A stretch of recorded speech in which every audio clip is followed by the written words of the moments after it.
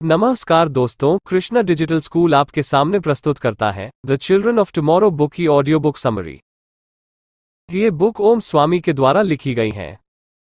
अगर आप मेरे YouTube चैनल पर पहली बार हैं तो वीडियो में खो जाए उससे पहले चैनल को सब्सक्राइब कर ले और बेल आइकन को प्रेस कर दे। इससे हमारा मोटिवेशन बढ़ता है, क्योंकि आप तो जानते ही हैं कि एक वीडियो बनाने में कितनी मेहनत लगती है। तो चलिए वीडियो शुरू करते हैं। इंट्रोडक्शन। पेरेंटिंग कोई ऐसी चीज नहीं है जिसे कोई किताबों या किसी कॉलेज से सीख सकता है। पेरेंटिंग सीखने में सारी जिंदगी लग जाती है। एक सही पेरेंटिंग एक छोटे बच्चे के अडल्ट होने तक और आगे पूरे जीवन भर उसके साथ रहती है। बच्चे दुनिया को वैसे ही देखते हैं जैसा उनके माता पिता सिखाते हैं या वो अपने माता पिता से सीख कर अनुभव करते हैं।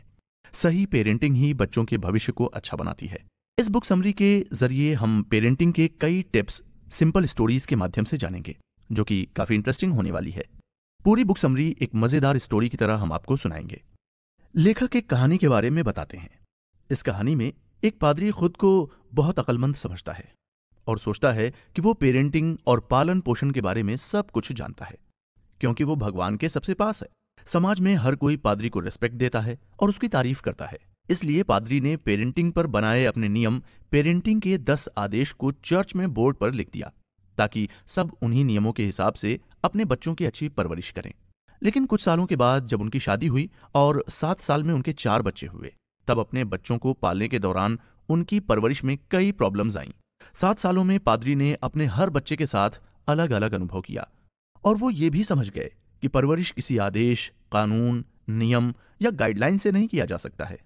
बीते सालों में पादरी से कई पेरेंट्स ने शिकायत की कि उनके बच्चे उनकी रिस्पेक्ट नहीं करते, और बच्चों ने बोला कि पेरेंट्स हमेशा उन पर चिल्लाते रहते हैं या उनकी सुनते नहीं हैं। आखिरकार पादरी को समझ आया कि उनके पेरेंटिंग के रूल्स और ऑर्डर्स के बाद भी लोग दुखी और परेशान हैं। इसका मतलब है कि नियम से अच्छी परवरिश नहीं की जा सकती है। असल में माता पिता को चाहिए कि वो अपनी जिंदगी भर का एक्सपीरियंस और नॉलेज को अपने बच्चों के साथ बांटें और बच्चों को उनके फैसले लेने की आजादी दें, ताकि वो अपना रास्ता खुद तय करें और अपनी समझदारी से आगे बढ़ें। पेरेंट्स की रिस्पॉन्सिबिलिटी है कि वो बच्चों को प्रोटेक्ट करें, न कि उन्हें जबरदस्ती नियमों का पालन करना सिखाएं। पेरेंट्स को बच्चों को फेलियर के लिए डांटना नहीं चाहिए, बल्कि फेलियर को हराकर आगे बढ़ने के लिए मोटिवेट करना चाहिए।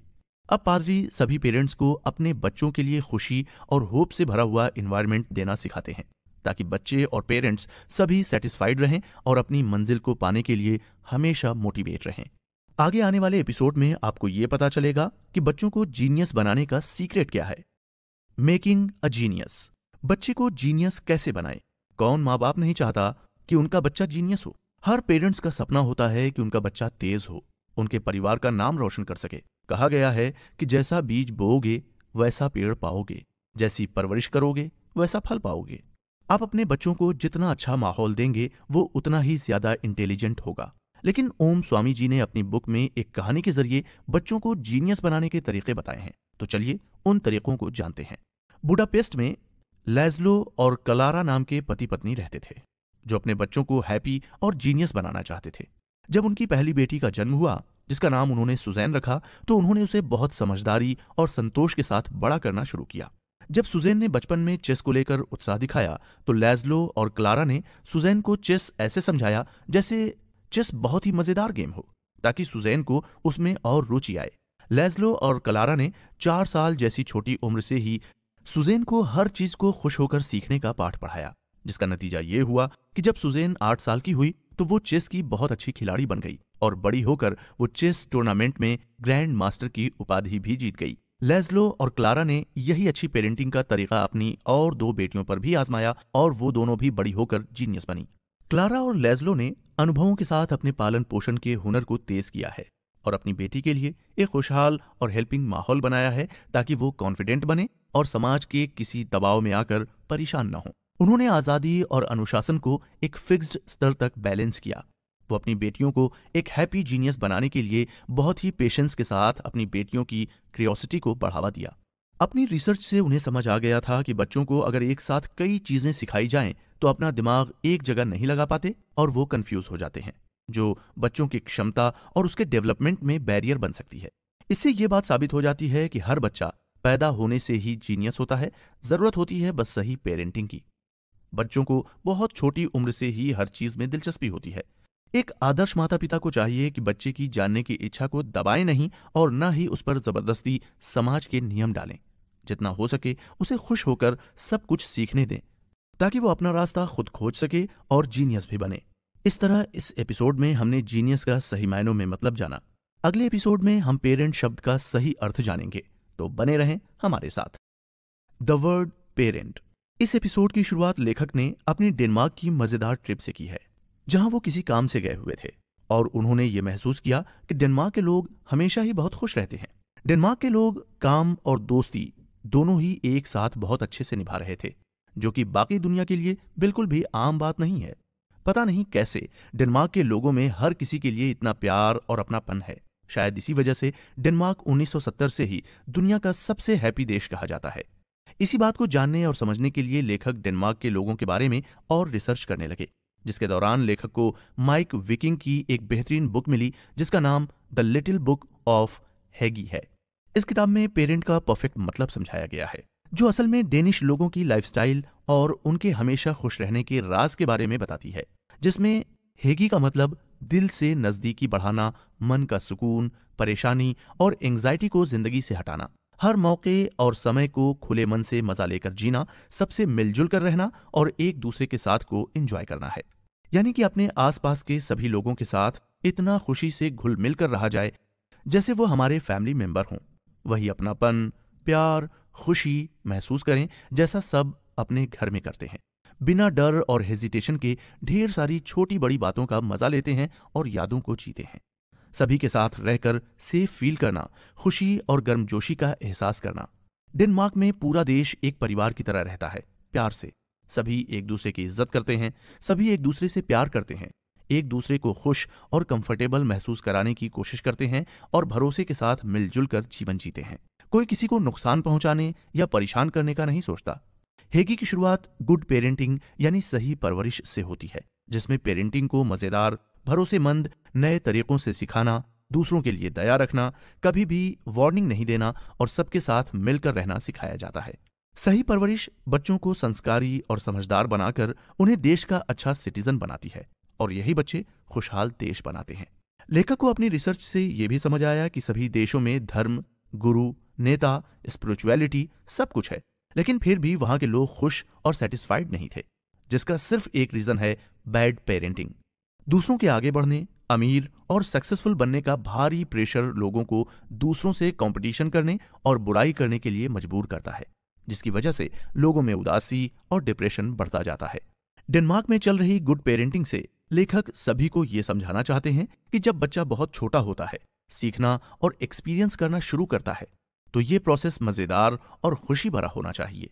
साथ ही जो कुछ भी पेरेंट्स उसे सिखाएं वो पूरी तरह सच और रियल होना चाहिए, ताकि बच्चे जब समाज का हिस्सा बने तो उनके लिए सब कुछ अलग ना हो। अपनी सोसाइटी को वो अच्छे से समझें और उनका भरोसा मजबूत हो। अगर बच्चे से सीखने में कोई गलती होती है तो माता पिता को बच्चे की विशेष और खुशी को देखते हुए सीखने के तरीके में चेंजेस करना चाहिए, न कि जबरदस्ती उसे वही चीज बार बार सिखानी चाहिए। माता पिता को अपने बच्चों को दूसरों पर दया करना और उन्हें माफ करना सिखाना चाहिए, ताकि फ्यूचर में वो लड़ाई झगड़ों को नजरअंदाज कर आगे बढ़ें और सभी के साथ मिलकर रहना सीख लें। इस तरह अजनबी भी दोस्त बन जाते हैं और दोस्त परिवार बन जाते हैं। कोई भी धर्म और भाषा का बैरियर इस बंधन और खुशी को नहीं तोड़ सकता। केवल अच्छी परवरिश से ही किसी देश को खुशहाल बनाया जा सकता है।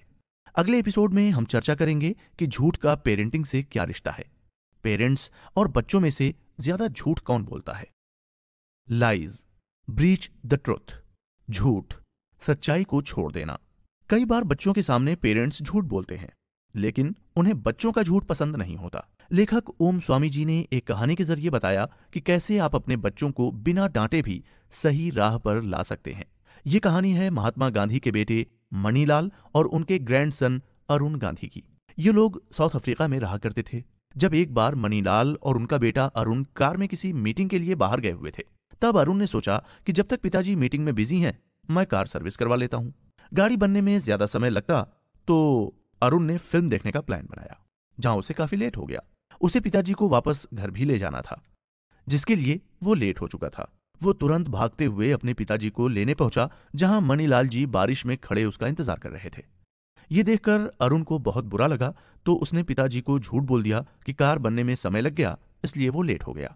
मोतीलाल जी हैरानी से उसको देखने लगे और कहा कि उन्होंने पहले ही गैराज में फोन कर लिया था और कार की सर्विस बहुत पहले ही हो चुकी है। ये सुनकर अरुण शर्मिंदा हो गया। मोतीलाल ने अरुण को न डांटा, न कोई सजा सुनाई और न ही कोई सवाल किया। बस बोले कि मुझे अकेले में सोचने का समय चाहिए कि तुम्हारी परवरिश में कहाँ मैंने कमी कर दी कि तुमने मुझसे झूठ बोला, और वो घर के लिए पैदल ही निकल गए। अरुण ने उन्हें मनाने की बहुत कोशिश की और उसे अपनी गलती का एहसास भी हो गया था। इस कहानी में सबसे खास बात यही है कि कैसे मोतीलाल ने अरुण पर गुस्सा नहीं निकाला, बल्कि बिना कुछ बोले उन्होंने अरुण को उसकी गलती का एहसास करा दिया। डराकर या शर्मिंदा करके हम बच्चों को सच बोलने के लिए इंस्पायर नहीं कर सकते। चाहे बच्चा हो या कोई उम्र में बड़ा आदमी, डर से या सवालों से बचने के लिए ही आदमी झूठ का सहारा ले लेता है और फिर आगे उस झूठ को सच बनाने के लिए कई झूठ और बोलता है। तो सिर्फ प्यार ही एक ऐसा रास्ता है जो किसी को सच बोलने के लिए प्रेरित कर सकता है। अगर बच्चे या बड़े के मन में कोई डर नहीं होगा तो वो आसानी से सच बोल पाएगा। आज के समय में झूठ बोल देना रूटीन का हिस्सा बन गया है। दिन भर में लोग हजारों बार कोई ना कोई छोटा या बड़ा झूठ तो बोलते ही हैं। ऑफिस में, स्कूल में, अपने आप से या दूसरों से, सभी झूठ आसानी से बोल देते हैं। 3 या 4 साल की उम्र से ही बच्चे को झूठ बोलना सिखा देते हैं, क्योंकि परिवार के लोग मजाक में ही उन्हें कोई भी छोटी सी गलती होने पर भी आंख दिखा देते हैं या सवाल करने लगते हैं, जिससे बच्चा डर जाता है और खुद को बचाने के लिए मासूम सा झूठ बोल देता है। ये थॉट बहुत मशहूर है कि सच सबसे बड़ा गुण होता है, लेकिन यह भी सच है कि सच बोलना कोई नहीं चाहता, क्योंकि हर कोई अपनी इमेज सोसाइटी में अच्छी ही दिखाना चाहता है और इसीलिए वो झूठ का सहारा ले लेते हैं। पेरेंट्स को चाहिए कि वो बच्चों से कहें कि कोई बात नहीं, तुमसे ये गलती हो गई है, हम नहीं डांटेंगे, तुम बताओ कि हुआ क्या है। यही भरोसा कि माफी मिल जाएगी बच्चे को सच बोलने के लिए बढ़ावा देगी। पेरेंट्स बच्चों के छोटे से झूठ बोलने पर ऐसे नाराज होते हैं जैसे सब कुछ बिगड़ गया हो, बल्कि वो खुद ही कई बार बच्चों के सामने ही झूठ बोलते हैं। जैसे कि बहलाने के लिए बच्चे से बोल दिया कि शाम को काम से आने पर सब लोग घूमने जाएंगे या बच्चे के लिए कोई खिलौना लाएंगे, लेकिन शाम को आपने जो बच्चे को सुबह बोला था वो किया नहीं, तो बच्चे की नजर में ये झूठ ही है। कहीं ना कहीं आपने उसका भरोसा तोड़ दिया है और यहीं से बच्चा झूठ बोलना या बहाने बनाना आपसे सीख लेता है। तो जब तक आप खुद सच नहीं अपना लेते, तब तक बच्चे को सच बोलने के लिए मोटिवेट नहीं कर पाएंगे। लेखक का मानना है कि झूठ किस बात पर और क्यों बोला गया है ये जरूरी नहीं होता, बल्कि ये जरूरी है कि झूठ बोलने के बाद के माहौल को आप संभालते कैसे हैं। अगर बच्चा कोई गलती कर भी देता है और आप जानते हैं कि बच्चे ने गलती की है, तो ध्यान देने वाली बात यह है कि आप बच्चे से बात कैसे कर रहे हैं। आपके सवाल उसे डराए नहीं, या ऐसा नहीं लगना चाहिए कि आप बच्चे पर गलती का ब्लेम लगा रहे हैं, बल्कि आप उसे ट्रस्ट दिलाएं कि गलती सबसे हो जाती है, लेकिन झूठ नहीं बोलना है। आपको बच्चे के साथ दोस्त बनकर प्यार से और मुस्कुराते हुए उससे बात करनी चाहिए, ताकि उसे झूठ बोलने की कोई वजह न मिले, और साथ ही खुद भी कभी बहाने या झूठ न बोलें, ताकि बच्चा आपसे इंस्पायर हो और सच बोलने में हेजिटेट नहीं करे। ऐसे ही लेखक ने स्कूल का भी एग्जाम दिया है, और अगर कोई बच्चा किसी भी वजह से होमवर्क न करे या कोई बुक लाना भूल जाए, वो टीचर तुरंत बच्चे पर गुस्सा करते हैं और उसे डांटने लगते हैं या फिर उसकी पिटाई कर देते हैं, ये सोचकर कि डिसिप्लिन सिखाने का यही आसान तरीका है। इतना ही नहीं, जब पेरेंट्स को स्कूल से बच्चों की कंप्लेन मिलती है तो वो भी बच्चे को ब्लेम करते हैं, बल्कि अगर पेरेंट्स या टीचर प्यार से बच्चे से ये जानने की कोशिश करें कि उसने क्यों होमवर्क नहीं किया या बुक क्यों भूल आया, तो इससे बच्चा अगली बार आपसे सच बोलने या अपनी परेशानी बताने से नहीं डरेगा। बच्चे का कॉन्फिडेंस भी बढ़ेगा और वो पेरेंट्स से दिल से प्यार करने लगेगा। बच्चे को समझ आएगा कि सब उससे प्यार करते हैं और उसे कोई ब्लेम नहीं करेगा। पढ़ाई और खेलकूद में उसका मन लगेगा और फ्यूचर में वो एक ब्रिलियंट बच्चा बनेगा। सही पेरेंटिंग ही बच्चे का अच्छे या खराब फ्यूचर का आईना होती है। हर बच्चा अलग होता है, तो किसी एक को दूसरे से कंपेयर करना गलत है। ये पेरेंट्स की ड्यूटी है कि वो बच्चों को प्रोटेक्ट करें और उसे सेफ महसूस कराएं, ताकि बच्चे से कोई मिस्टेक हो भी जाए तो वो पेरेंट्स से खुलकर अपनी बात बताए और सच बोलने की हिम्मत दिखाए। एक बच्चे की परवरिश करना सबसे मुश्किल काम होता है, क्योंकि बच्चे माहौल के हिसाब से ही ढल जाते हैं। तो पेरेंट्स को उन्हें अच्छा और हैप्पी माहौल देना चाहिए, न कि बच्चों की गलतियों पर उन्हें डांटना या शर्मिंदा करना चाहिए। तो अपने बच्चों की गलतियों को देखने की बजाय ये जानने की कोशिश करें कि उसने ये गलती क्यों की है और वजह को खत्म करें, ताकि बच्चा आगे से वो गलती न रिपीट करे। अगले एपिसोड में गुस्से का पेरेंटिंग पर पड़ने वाले इफेक्ट के बारे में जानेंगे, तो बने रहें हमारे साथ। Anger, wait a minute. किसी महान आदमी ने कहा है कि गुस्से में लिया गया फैसला हमेशा गलत होता है। ये बात बिल्कुल सही है, क्योंकि जब कोई गुस्से में होता है तो वो सोचना भूल जाता है और गलती की वजह जाने बिना ही वो कर देता है जो उसे नहीं करना चाहिए। लेखक अपनी जिंदगी की एक मेमोरी के बारे में बताते हैं कि जब वो बहुत छोटे थे तब वो अपने घर में काम करने वाली मौसी के बच्चे के साथ ही खेला करते थे, जो उनसे उम्र में छोटा था और लेखक को भैया बोलता था। एक बार लेखक छोटे बच्चे को साइकिल पर बिठाकर बहुत केयरफुली उसे उसके घर ले जा रहे थे। उसके स्कूल बैग को कंधे पर टांगे और जूतों को साइकिल के कैरियर पर लगाकर लेखक उसको घर ले गए, जहां बच्चे के पिता बच्चे को देखकर बहुत खुश हुए और उसे प्यार करने लगे। लेकिन अचानक जब पिता की नजरें बच्चे के पैरों पर गई जिसमें जूते नहीं थे, तो वो बहुत गुस्सा हो गए और बिना सोचे छोटे से बच्चे को कई सारे थप्पड़ लगा दिए। बच्चा अचानक हुए इस बदलाव को समझ भी नहीं पा रहा था। फिर हालात देखकर लेखक भी परेशान हो गए और जल्दी से साइकिल के कैरियर से जूता निकालकर बच्चे के पिता को दिया। लेखक के दिमाग में ये याद हमेशा के लिए रह गई कि कैसे बिना गलती के गुस्से में आकर पिता ने कुछ ही सेकंड में बच्चे को थप्पड़ लगा दिया। शायद उस दिन अगर छोटे बच्चे के पिता ने 2 मिनट रुककर बच्चे या लेखक को सुन लिया होता तो छोटे बच्चे को बिना गलती के सजा नहीं मिलती। उस दिन लेखक को महसूस हुआ कि गलती चाहे कितनी भी बड़ी क्यों ना हो, बच्चे पर हाथ उठाना बिल्कुल भी सही नहीं है। परवरिश करने का ये बहुत ही गलत तरीका है। शायद समय के साथ छोटा बच्चा ये वाकया भूल जाए, लेकिन अपने पिता से उसे सारी उम्र अब डर लगेगा कि कहीं कोई गलती हुई तो पिताजी मारेंगे।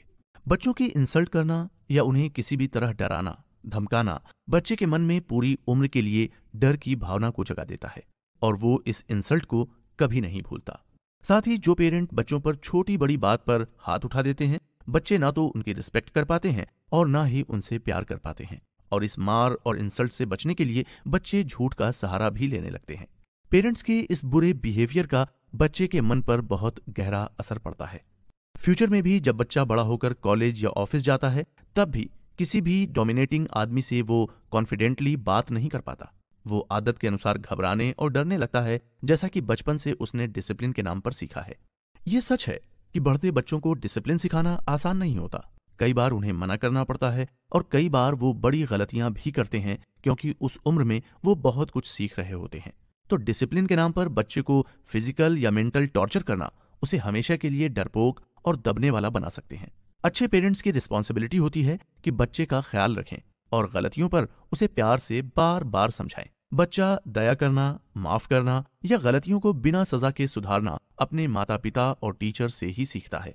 बच्चे को किसी चीज के लिए मना करने के कई तरीके हो सकते हैं और पेरेंट होने के नाते हमें सजा देने के बजाय दूसरे रास्ते तलाशने चाहिए, क्योंकि आजकल कंपटीशन भरी जिंदगी में बच्चों को कई लोग डोमिनेट करने की कोशिश करते हैं। और अगर बच्चा पहले से ही दिमागी तौर पर डरा हुआ, नेगेटिव सोच वाला होगा, तो हर कोई उसे आसानी से रोककर आगे बढ़ जाएंगे। अगर बच्चा अपने ही घर में सुरक्षित और खुश महसूस नहीं करेगा, तो उसके डिप्रेशन में जाने के बहुत चांसेस हैं। बचपन में जब बच्चे को पेरेंट्स मारते हैं तो बच्चा कई बार चाहता है कि पलट कर जवाब दे, लेकिन उसे पता होता है कि उसे उसके माता पिता को नहीं मारना है, क्योंकि वो अपने माता पिता से बहुत प्यार करता है। तो वो मन में घुट कर रह जाता है। बच्चे कंफ्यूज हो जाते हैं कि अब पेरेंट्स से प्यार करें या उनसे नाराज हों।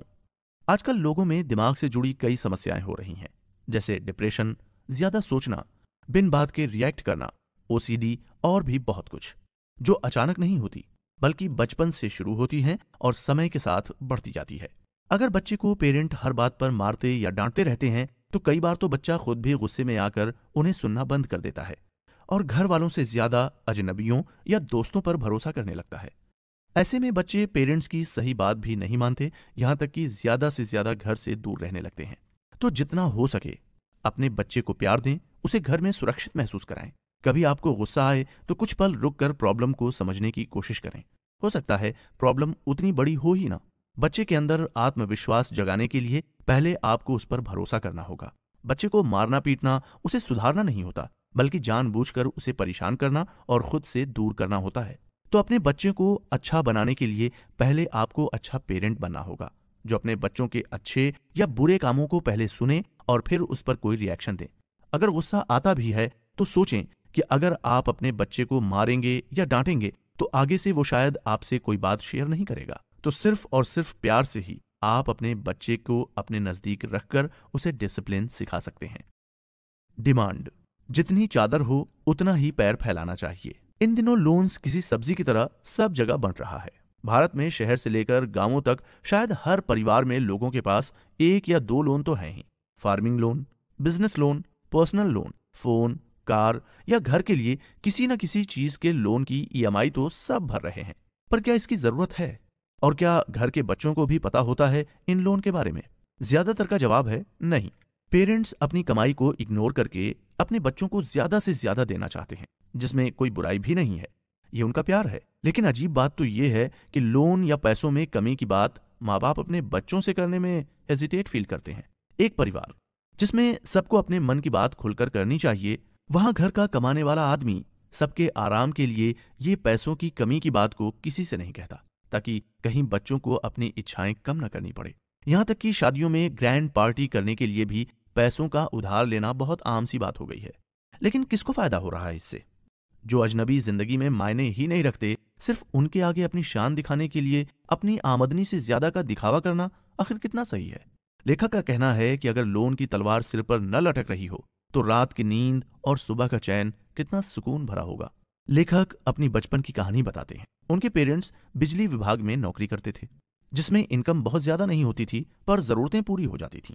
उनके पिता हर बात को परिवार के साथ खुलकर बांटते थे और समझाते थे कि बिजली, पानी, खाना बहुत ही अनमोल चीजें हैं, हमें इसे संभाल कर खर्च करना चाहिए, वरना भविष्य में हमें ये नहीं मिल पाएंगी।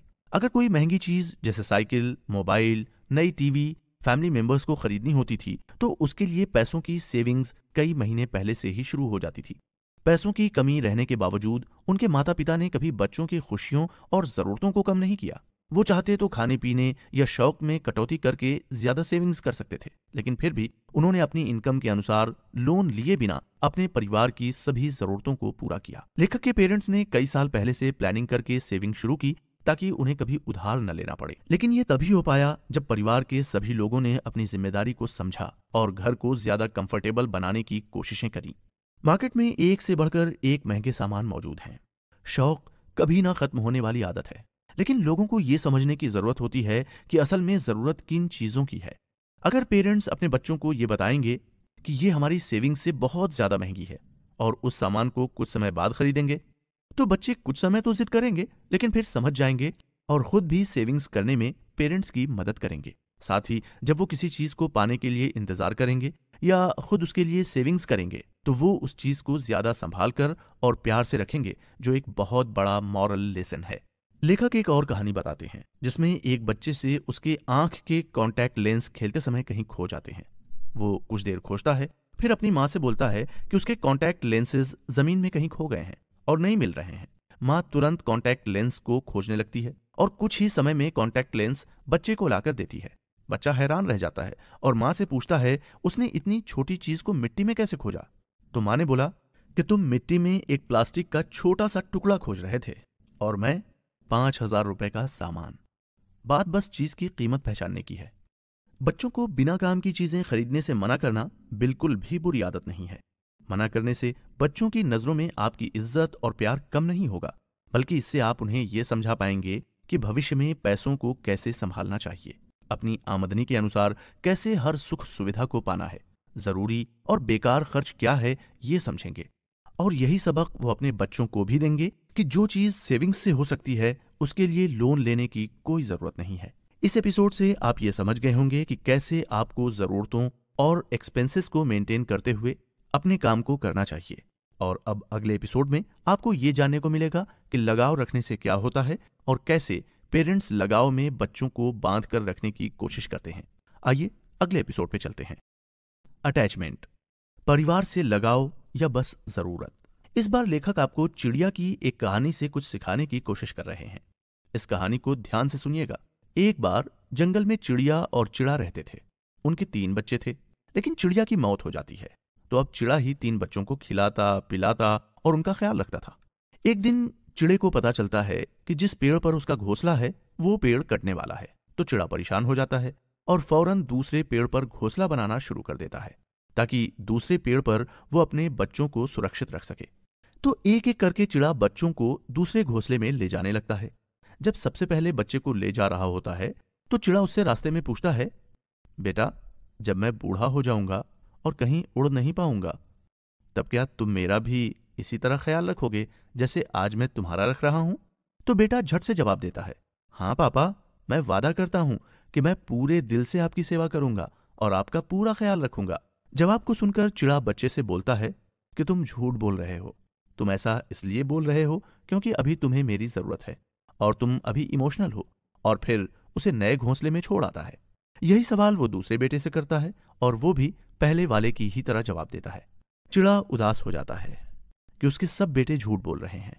फिर यही सवाल वो अपने तीसरे यानी सबसे छोटे बेटे से करता है, तो वो बोलता है, पापा, मैं अभी आपको इसका जवाब नहीं दे सकता। बड़े होकर मुझ पर बहुत सारी जिम्मेदारियां होंगी, मेरी चिड़िया की और मेरे बच्चों की।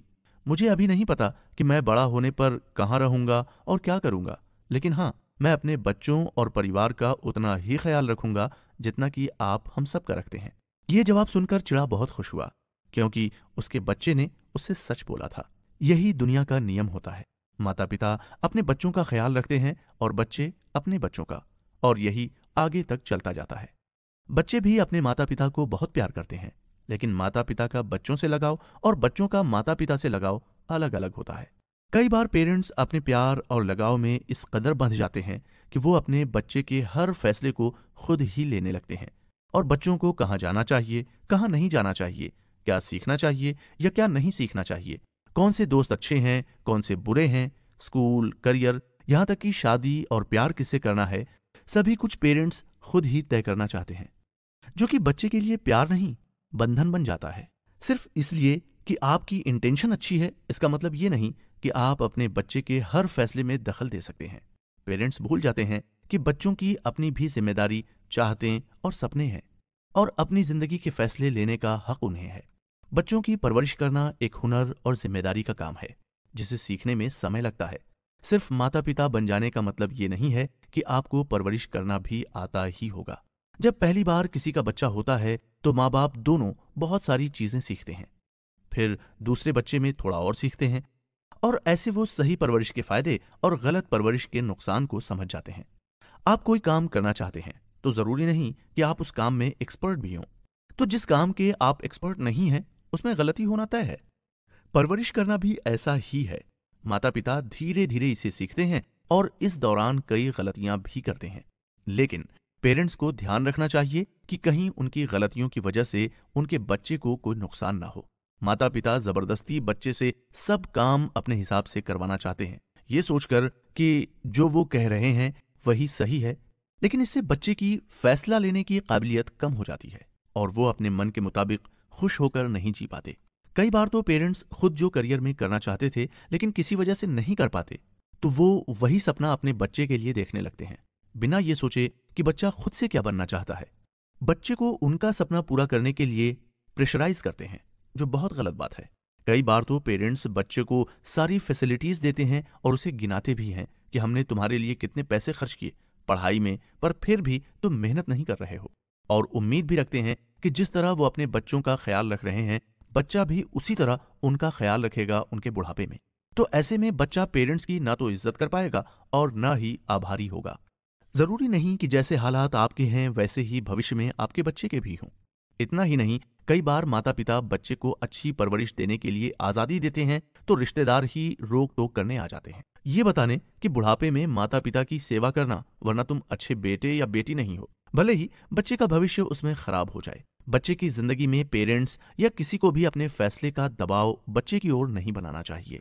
सही परवरिश में पेरेंट्स अपने बच्चों को सही फैसले खुद लेने की आजादी और समझदारी दें ताकि फ्यूचर में बच्चे क्या करना है ये वो खुद तय कर पाएं। पेरेंट्स को अपने एक्सपीरियंस बच्चों से शेयर करने चाहिए, लेकिन आखिरी फैसला बच्चे का होना चाहिए।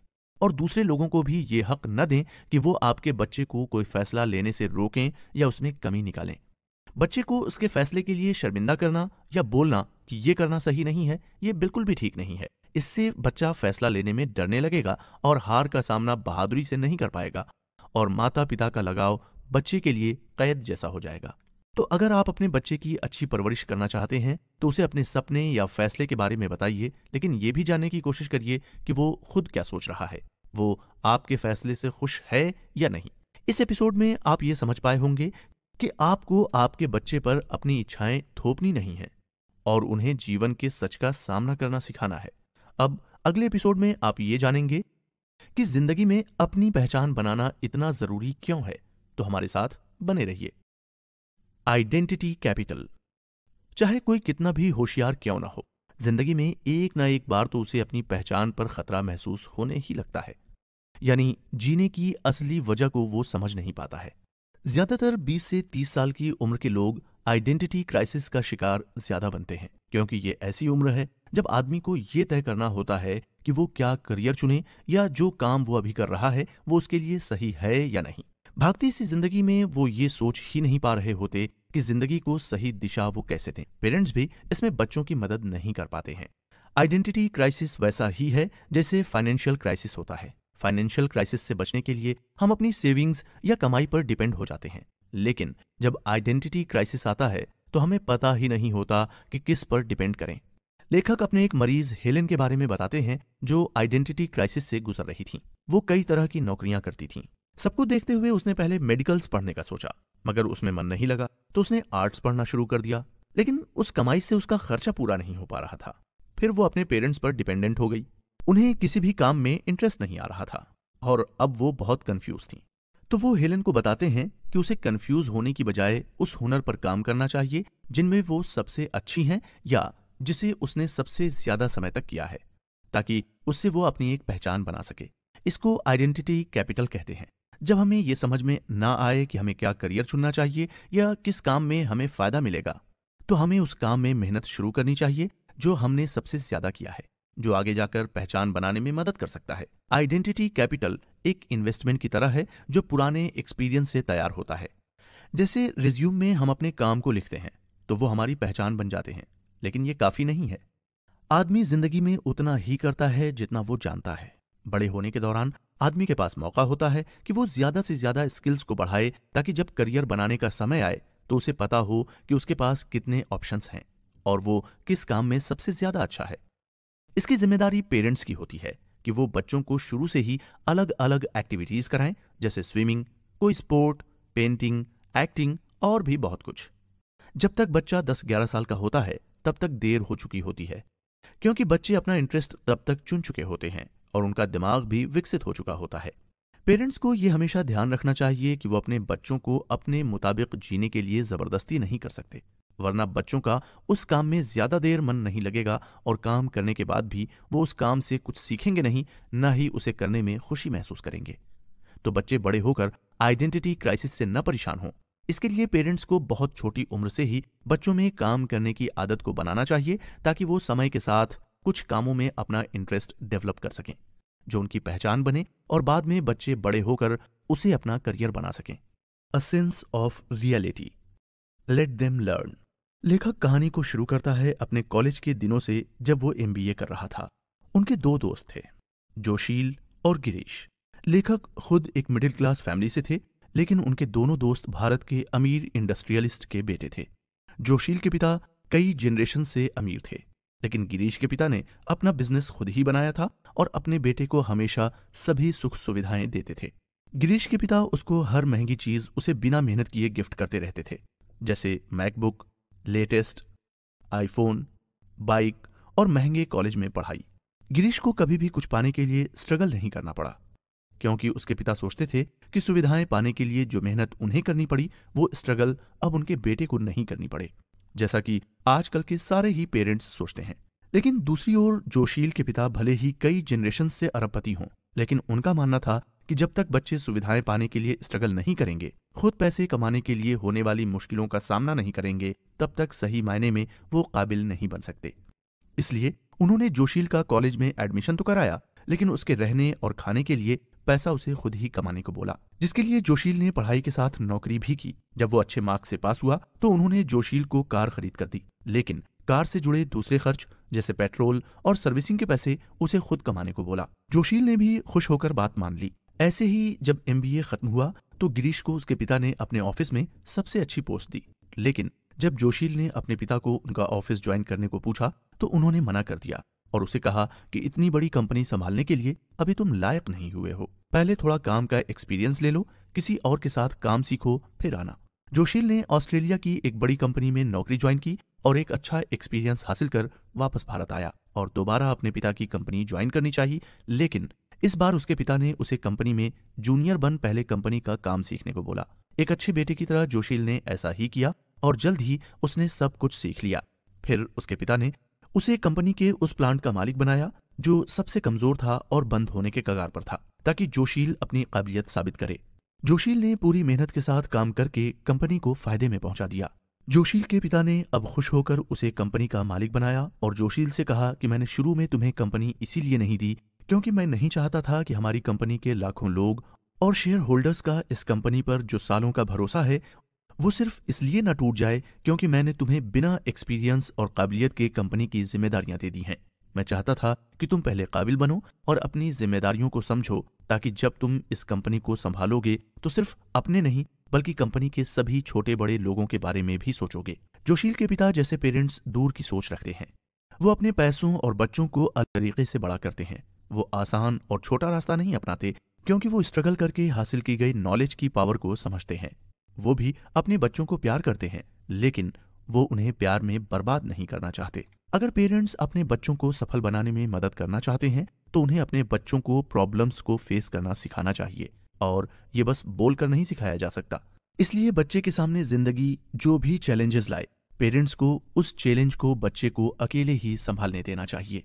जैसे जब कोई पिता अपने बच्चे को साइकिल सिखाना शुरू करता है तो साइकिल में सपोर्ट व्हील के साथ सिखाता है, लेकिन एक समय के बाद वो सपोर्ट व्हील को हटाकर बच्चे को खुद से साइकिल संभालने को सिखाता है। इस प्रोसेस में बच्चा गिरता है, डरता है, रोता भी है, लेकिन पिता फिर से उठने और दोबारा सीखने को बोलता है। अब अगर साइकिल से सपोर्ट व्हील कभी हटाया ही ना जाए तो कभी बुरे दिनों में अगर सपोर्ट व्हील टूट गया तो बच्चे का गिरना तय ही है। शायद वो दोबारा कोशिश भी ना करे साइकिल चलाने की। इसलिए शुरुआत से ही बच्चे को खुद पर डिपेंड होना सिखाना बेहद जरूरी है। इससे उसमें हर मुसीबत से लड़ने की समझ और कॉन्फिडेंस होगा। बार बार हार कर फिर उठने की ललक पैदा होगी। वो डर कर रुकेगा नहीं और जिंदगी के उस दौर में जब उस पर उसके परिवार या दूसरे लोगों की जिम्मेदारियां होंगी तब वो उस जिम्मेदारी को अच्छे से संभाल पाएगा। अगर गिरीश के पिता की तरह पेरेंट्स अपने बच्चों को सब कुछ बिना मेहनत के देते रहेंगे तो वो कभी बुरे समय का सामना करना नहीं सीख पाएंगे। जब मुसीबत आएगी तो वो डर जाएंगे, हार मान लेंगे या आपके भरोसे पर बैठे रहेंगे क्योंकि आपने उसे कभी परेशानियों का सामना करना सिखाया ही नहीं। हर जगह उसे ढाल बनकर बचाया, जिससे वो मन से कमजोर बन जाएगा। ऐसे बच्चे ज्यादातर गलत संगत में पड़ जाते हैं क्योंकि उन्हें पता होता है कि उनके पेरेंट्स तो उन्हें प्रॉब्लम आने पर बचा ही लेंगे। इसका मतलब ये बिल्कुल नहीं कि पेरेंट्स बचपन से ही बच्चों को अकेला छोड़ दें और अकेले परेशान होने दें। उम्र के साथ साथ आपकी सीख भी बढ़नी चाहिए। जैसे बचपन में बिना काम की चीजें बच्चों को नहीं दें और उन्हें दूसरी प्रोडक्टिव एक्टिविटीज में बिजी रखें। फिर टीनेजर होने पर उन्हें जागरूक बनाएं और लोगों की मदद करना सिखाएं, ताकि उन्हें समझ आए कि जो उनके पास है उसके बिना भी दूसरे लोग कैसे खुश रहते हैं। पैसों और समय की कीमत समझाएं और जब वो समझदार हो जाएं तो उन्हें खुद की जिम्मेदारी खुद उठाने दें, ताकि आगे चलकर वो सिर्फ खुद की नहीं बल्कि अपने परिवार की भी जिम्मेदारी अच्छे से उठा पाएं। मुश्किल समय में वो हार न माने और आगे बढ़ते रहना सीखें। आजकल पेरेंट्स अपने बच्चों को बिना मांगे ही दूसरों की देखा देखी में सब गैजेट्स, वीडियो गेम्स दे देते हैं, जिसकी वजह से उनके बच्चे ज्यादातर समय अपने पेरेंट्स के साथ नहीं बल्कि इन गैजेट्स और सोशल मीडिया के साथ गुजारते हैं और धीमे धीमे वो अकेलेपन का शिकार हो जाते हैं और अपनी प्रॉब्लम्स को अपने माता पिता से बताने की बजाय सोशल मीडिया पर अजनबी लोगों को बताने लगते हैं, जो बिल्कुल भी सेफ नहीं है। पेरेंट्स अगर बच्चे के हर काम को आसान बनाते रहेंगे तो इस जीत का कोई मोल रहेगा ही नहीं। ये जीत उनकी हुई ही नहीं क्योंकि वो इसमें अकेले नहीं थे। जीत का मजा तभी आता है जब जीत पूरी तरह से अपनी मेहनत से मिले, न कि किसी की सिफारिश या मदद से। बिल्कुल यही बात जिंदगी में भी लागू होती है। तो उन्हें अपनी जंग खुद लड़ने का मौका दीजिए ताकि वो समझ पाएं कि असली जीत कैसे हासिल की जाती है और उसका स्वाद कितना मीठा होता है। अब अगले एपिसोड में हम पेशेंस के बारे में जानेंगे कि इसका गुड पेरेंटिंग में क्या रोल है। Patience, delay gratification. बच्चों में धैर्य यानी पेशेंस का होना उनकी सफलता के लिए बहुत जरूरी है। बच्चों के लिए छोटे छोटे फेलियर्स के बाद भी काम के लास्ट में मिलने वाले प्राइज का इंतजार करना सबसे मुश्किल कामों में से एक होता है, जो बच्चों के विल पावर की परीक्षा लेती है और तय करती है कि बच्चा जीवन में कितना कामयाब बनेगा। जिंदगी में किसी भी हालात में गलत काम नहीं करना और अपने सही फैसलों पर अड़े रहने के लिए आदमी को विल पावर की बहुत जरूरत पड़ती है, ताकि फ्यूचर में हमें किसी भी बात का कोई पछतावा न रह जाए। और पेशेंस रखने की ये खूबी पेरेंट्स अपने बच्चों को आसानी से सिखा सकते हैं, ताकि उनके बच्चों में विल पावर की कोई कमी ना रहे और बच्चे जिस भी फैसले को चुने उस पर पेशेंस के साथ बने रहें। अच्छी विल पावर का मतलब अपने इमोशंस पर अच्छा कंट्रोल होना है। ये बच्चों के लिए ऐसी आदत बनेगी जो उन्हें कभी हार न मानने के लिए मोटिवेट करती रहेगी। सुबह जल्दी उठना, सिगरेट की बुरी आदत को छोड़ना, समय का पाबंद होना, ध्यान लगाना सीखना जैसे कई काम हैं जो काम करना तो चाहते हैं लेकिन हम कमजोर विल पावर की वजह से कभी कर नहीं पाते और फ्रस्ट्रेट होकर हार मान लेते हैं कि हमसे नहीं हो पाएगा। ज्यादातर लोग इस प्रॉब्लम से परेशान रहते हैं। जो लोग अपने कमिटमेंट और प्रॉमिस को पूरा करने की हिम्मत नहीं रखते, ऐसे लोगों पर दूसरे लोग भी भरोसा नहीं कर पाते। पेशेंस न रख पाना और भी कमजोर विल पावर की निशानी है और ये हमारी रोज की जिंदगी का हिस्सा है। जैसे हम हेल्दी होने के लिए जंक फूड को छोड़ना तो चाहते हैं, लेकिन जैसे ही हमारे सामने वो खाना आता है, हमारे पेशेंस की परीक्षा लेने हम लालच के चलते हार जाते हैं और अपने फैसले पर टिके नहीं रह पाते। कई बार तो हम अपने बीते कल से इतने ज्यादा जुड़े रहते हैं कि फ्यूचर में आगे बढ़ ही नहीं पाते और डिप्रेशन या अकेलेपन जैसी साइकोलॉजिकल प्रॉब्लम्स का शिकार बन जाते हैं। लेकिन अगर हम चाहें तो पेशेंस रखना सीखकर जिंदगी के किसी भी दौर में अपनी विल पावर को मजबूत बना सकते हैं और जो चाहें वो जीत सकते हैं। ऐसा कैसे हो पाएगा, ये समझने के लिए लेखक एक मार्शमेलो एक्सपेरिमेंट के बारे में बता रहे हैं। इस एक्सपेरिमेंट में 4 साल के बच्चों के सामने मार्शमेलो रखा गया और उनसे आधे घंटे रुकने को बोला गया। अगर वो रुक जाते हैं तो उन्हें और ज्यादा मार्शमेलो दिए जाएंगे और अगर वो बीच में ही खा लेते हैं तो उन्हें रिवॉर्ड नहीं मिलेगा। ज्यादातर बच्चों ने मार्शमेलो बीच में ही खा लिया, लेकिन कुछ बच्चे आखिरी तक रुके रहे और उन्हें रिवॉर्ड में ज्यादा मार्शमेलो दी गई। यानी कि सिर्फ कुछ ही बच्चों ने पेशेंस दिखाया और जीत गए। एक्सपेरिमेंट के बाद यह पाया गया कि जिन बच्चों ने बिल्कुल भी पेशेंस नहीं दिखाया वो अपनी पढ़ाई और करियर में बहुत कमजोर हैं। लेकिन जिन बच्चों ने एक्सपेरिमेंट में आखिरी तक पेशेंस रखकर रिवॉर्ड पाया था वो पढ़ाई और करियर में बहुत आगे हैं। उनमें अच्छे रिजल्ट्स को पाने के लिए लगातार कोशिश करने और मजबूत विल पावर देखने को मिली। इतना ही नहीं, जो लोग खुद के इमोशंस को रोकना और समझकर कोई फैसले लेते हैं वो रिश्ते निभाने में भी अच्छे होते हैं, क्योंकि वो जल्दबाजी में अपने इमोशंस के दबाव में आकर कोई फैसले नहीं लेते। इसलिए वो अपनी समझदारी से अपने बिगड़ते काम को भी ठीक कर लेते हैं। ऐसे लोगों पर दूसरे लोग भी ज्यादा भरोसा कर पाते हैं क्योंकि ये अपने वादे के पक्के होते हैं और हमेशा ही ये अपने मंजिल तक जरूर पहुंचते हैं। ऐसे लोग बुरी आदतों जैसे सिगरेट और शराब पीना, बीमारियों से घिरे रहना, किसी से बदतमीजी करना, चोरी या दूसरी बुरी आदतों से दूर ही रहते हैं, क्योंकि ये पहले ही दूर की सोच कर फ्यूचर में अपना बुरा होने से रोक लेते हैं। बिना किसी एक्सपेंस या दवाओं के हर कोई अपनी पेशेंस और विल पावर को बढ़ा सकता है। इसके 3 सबसे आसान तरीके हैं। आइए जानते हैं कि वो क्या हैं। पहला है अच्छे से खाना खाना, दूसरा है छोटे छोटे गोल्स तय करना, तीसरा है अपनी विल पावर को बनाए रखना। अच्छे से खाना खाना। भूखे पेट भजन न होए गोपाला, ये एक पुरानी कहावत है जिसका मतलब है अगर पेट भरा हुआ न हो तो कोई भी काम करना मुश्किल होता है। सबसे ज्यादा देखा गया है कि जो लोग ठीक से हेल्दी खाना नहीं खाते और सिर्फ अपने स्वाद के लालच में दिन भर मीठा, तली हुई चीजें और अनहेल्दी खाना खाते हैं, उनमें सबसे ज्यादा पेशेंस की कमी होती है, क्योंकि वो ये जानते हुए भी इस खाने से उनकी सेहत खराब हो रही है, वो अपनी इच्छा को रोक नहीं पाते और बार बार वही खाना खाते हैं, जिससे न तो उनका पेट ठीक से भरता है न ही इच्छा। ऐसा माना जाता है कि आदमी जैसा खाना खाता है उसकी सोच भी वैसी ही हो जाती है। यानी कि जितना ज्यादा आप मीठा, तली हुई चीजें और अनहेल्दी खाना खाते हैं उतना ही आप अपने ऊपर से कंट्रोल खो देते हैं और कई बीमारियों से भी घिर जाते हैं। वहीं दूसरी ओर अगर आप सादा खाना खाकर अपनी सेहत का ख्याल रखते हैं, समय पर एक्सरसाइज करते हैं और जरूरत होने पर डाइटिंग भी कर पाते हैं, तो ये सबूत है इस बात का कि आपका अपने मन पर पूरा कंट्रोल है और कोई भी स्वाद आपकी सेहत से बढ़कर आपके लिए नहीं है। इसके अलावा छोटे छोटे गोल्स तय करना भी बच्चों को सिखाना चाहिए। लेखक का मानना है कि छोटे छोटे गोल्स बड़ी जीत तक पहुंचाते हैं। अगर आप छोटे छोटे गोल्स जीतने की कोशिश करते रहेंगे तो एक दिन बड़ी जीत भी आपको हासिल हो ही जाएगी। हर छोटा गोल आपको कुछ न कुछ सिखाता रहेगा और आपकी विल पावर को बढ़ाता रहेगा। साथ ही हर जीत आपके अंदर होप और कॉन्फिडेंस को भी बनाए रखती है, जिससे आप हमेशा मोटिवेट रहते हैं और हार नहीं मानते। जैसे अगर 100 किलो से सीधा 60 किलो वजन कम करना हो तो शायद मुश्किल लगेगा, लेकिन हर महीने अगर 5 किलो कम करने का गोल तय किया जाए और सिर्फ 5 किलो के लिए मेहनत की जाए तो एक दिन 40 किलो भी कम हो जाएगा। बच्चों के लिए एक और इम्पॉर्टेंट चीज है अपनी विल पावर को बनाए रखना। स्ट्रांग विल पावर के लिए हेल्दी बॉडी, हेल्दी माइंड और भरा हुआ पेट होना सबसे जरूरी है, क्योंकि इसके बिना आपका काम में मन लगना मुश्किल होता है। जैसे अगर आप अपनी विल पावर को जलन करने, गुस्सा करने, शर्मिंदा होने या रोने कोसने में बर्बाद करेंगे तो पक्का ही आपकी विल पावर स्ट्रांग होने के बजाय और वीक हो जाएगा। यह जरूरी है कि आप अपनी विल पावर को सही जगह यूज करें, जैसे कोई आर्ट सीखना, दूसरों की मदद करना, जिंदगी में कुछ बनने का सोचा है तो उसके लिए मेहनत करना।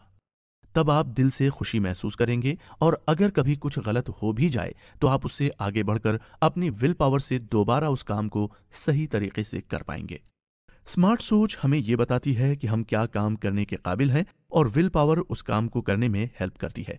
तो पेरेंट्स बच्चों की विल पावर को मजबूत करने में उनको सही दिशा दिखा सकते हैं ताकि उन्हें पेशेंस रखना आए और वो ये समझ पाएं कि सक्सेस में भले ही देर हो जाए लेकिन उसे गलत रास्ते पर चलकर अपना समय नहीं खराब करना चाहिए, बल्कि पेशेंस और विल पावर से उसे पाने की कोशिश आखिर तक करते रहना चाहिए। उम्मीद है कि आपको ये एपिसोड पसंद आया होगा। अब अगले एपिसोड में हम जानेंगे कि आप अपने बच्चे को कैसे सबसे बेहतर बना सकते हैं। आगे सुनते रहिए। बच्चे को एक्सीलेंट कैसे बनाएं? कोई भी बच्चा जन्म से बेस्ट नहीं होता, बल्कि उसका बचपन सबसे अलग हो सकता है जो बच्चों को सबसे बेहतर बनाता है। लेखक एक किस्सा बताते हैं कि एक बार कुछ नए आर्टिस्ट एक फेमस पियानो आर्टिस्ट से पूछते हैं कि पियानो बजाने में एक्सपर्ट बनने के लिए उन्होंने क्या टेक्निक यूज किया था। पियानो आर्टिस्ट ने बिना सोचे आंसर दिया, सब कुछ भूलकर। ये जवाब ही अपने आप में सब कुछ कह देता है। अगर हम सबसे पॉपुलर और वीवीआईपी लोगों के बारे में जानें तो पाएंगे कि उन्होंने अपनी पूरी जिंदगी उस एक काम में बस काबिल बनने में लगा दी जिसके लिए आज उन्हें पूरी दुनिया जानती है। उनकी कभी ना रुकने वाली मेहनत और जुनून ने ही उनमें इस टैलेंट को पैदा किया है और वो अपनी फील्ड में सबसे बेहतर बन पाए हैं, जिसकी वजह से कोई भी आसानी से उन्हें नहीं हरा सकता। असल जिंदगी में हार्ड वर्क आपकी जिंदगी का बहुत सारा समय चाहता है और फ्यूचर में आपको आपके काम में एक्सपर्टीज हासिल करने में हेल्प करता है। लेखक एक और यूनिक और famous Spanish painter Pablo Picasso की कहानी के बारे में बता रहे हैं, जो कि एक टाइम फ्रांस के एक कैफे में बैठे चाय पीते हुए पेंसिल से कुछ बनाने में बिजी थे और वहीं बैठी एक लेडी काफी देर से उन्हें ये सब करते हुए देख रही थी। कुछ देर बाद जब पिकासो का स्केच पूरा हुआ तो वो उसे कुछ समय तक चेक करते हुए देखते हैं और अजीब सा मुंह बनाकर, जैसे उन्हें अपनी एक पेंटिंग पसंद नहीं आई हो, वो उस पेपर को डस्टबिन में फेंकने जा रहे होते हैं। तभी वो लेडी पिकासो को जोर से आवाज देकर रोकते हुए कहती है, आप पेपर को फेंके नहीं, मैं इस पेपर को खरीद लेती हूँ। पिकासो कुछ देर सोचते हुए उसे देखते हैं और उसे बताते हैं कि ये बेचने या गिफ्ट देने के लिए नहीं है। तो लेडी उस पेपर पेंटिंग की और अच्छी कीमत देने का ऑफर देती है। पिकासो फौरन 7 करोड़ रुपए प्राइस बता देते हैं। तो लेडी शॉक्ड होकर बोलती है, आपने इसे बनाने में कुछ मिनट ही तो लिए हैं, तो इसका प्राइस इतना ज्यादा क्यों? पिकासो ने जवाब दिया, मैडम, यह प्राइस पेपर पेंटिंग का नहीं बल्कि मेरी सालों की प्रैक्टिस का है। ये बोलकर पिकासो ने पेपर अपनी जेब में डाला और वहां से चले गए। बचपन में बड़े होने के दौरान हम सभी के कोई ना कोई सुपर हीरो, इंस्पिरेशन और रोल मॉडल होते हैं जिनके जैसा हम बनना चाहते हैं। ये रोल मॉडल वो लोग होते हैं जो अपने करियर में दूसरों से कहीं ज्यादा मेहनत करके सबसे ज्यादा आगे तक जा चुके हैं, नाम और शोहरत कमा चुके हैं। वो अपने काम में जीनियस बन चुके हैं। लेकिन ऐसा नहीं है कि भगवान ने ये टैलेंट देकर उन्हें पैदा किया था या उन्होंने इसे बहुत आसानी से सीख लिया है। जो काम दिखने में आसान लगता है उसे आसान बनाने के लिए कई सालों की मेहनत लगी होती है। कई लोगों ने देखा होगा कि आर्टिस्ट बिना कोई गलती किए बेहद सुंदर पेंटिंग कुछ ही समय में बना लेते हैं, जो देखने में बहुत आसान लगता है, लेकिन असलियत में उन्होंने पहले ही उसे बनाने के लिए कई साल मेहनत की होती है। तो अगर आप किसी काम में अपना नाम बनाना चाहते हैं और चाहते हैं कि उस काम में आप सबसे बेहतर हों, तो आपको बिना रुके और बिना थके उसके लिए संघर्ष करना होगा।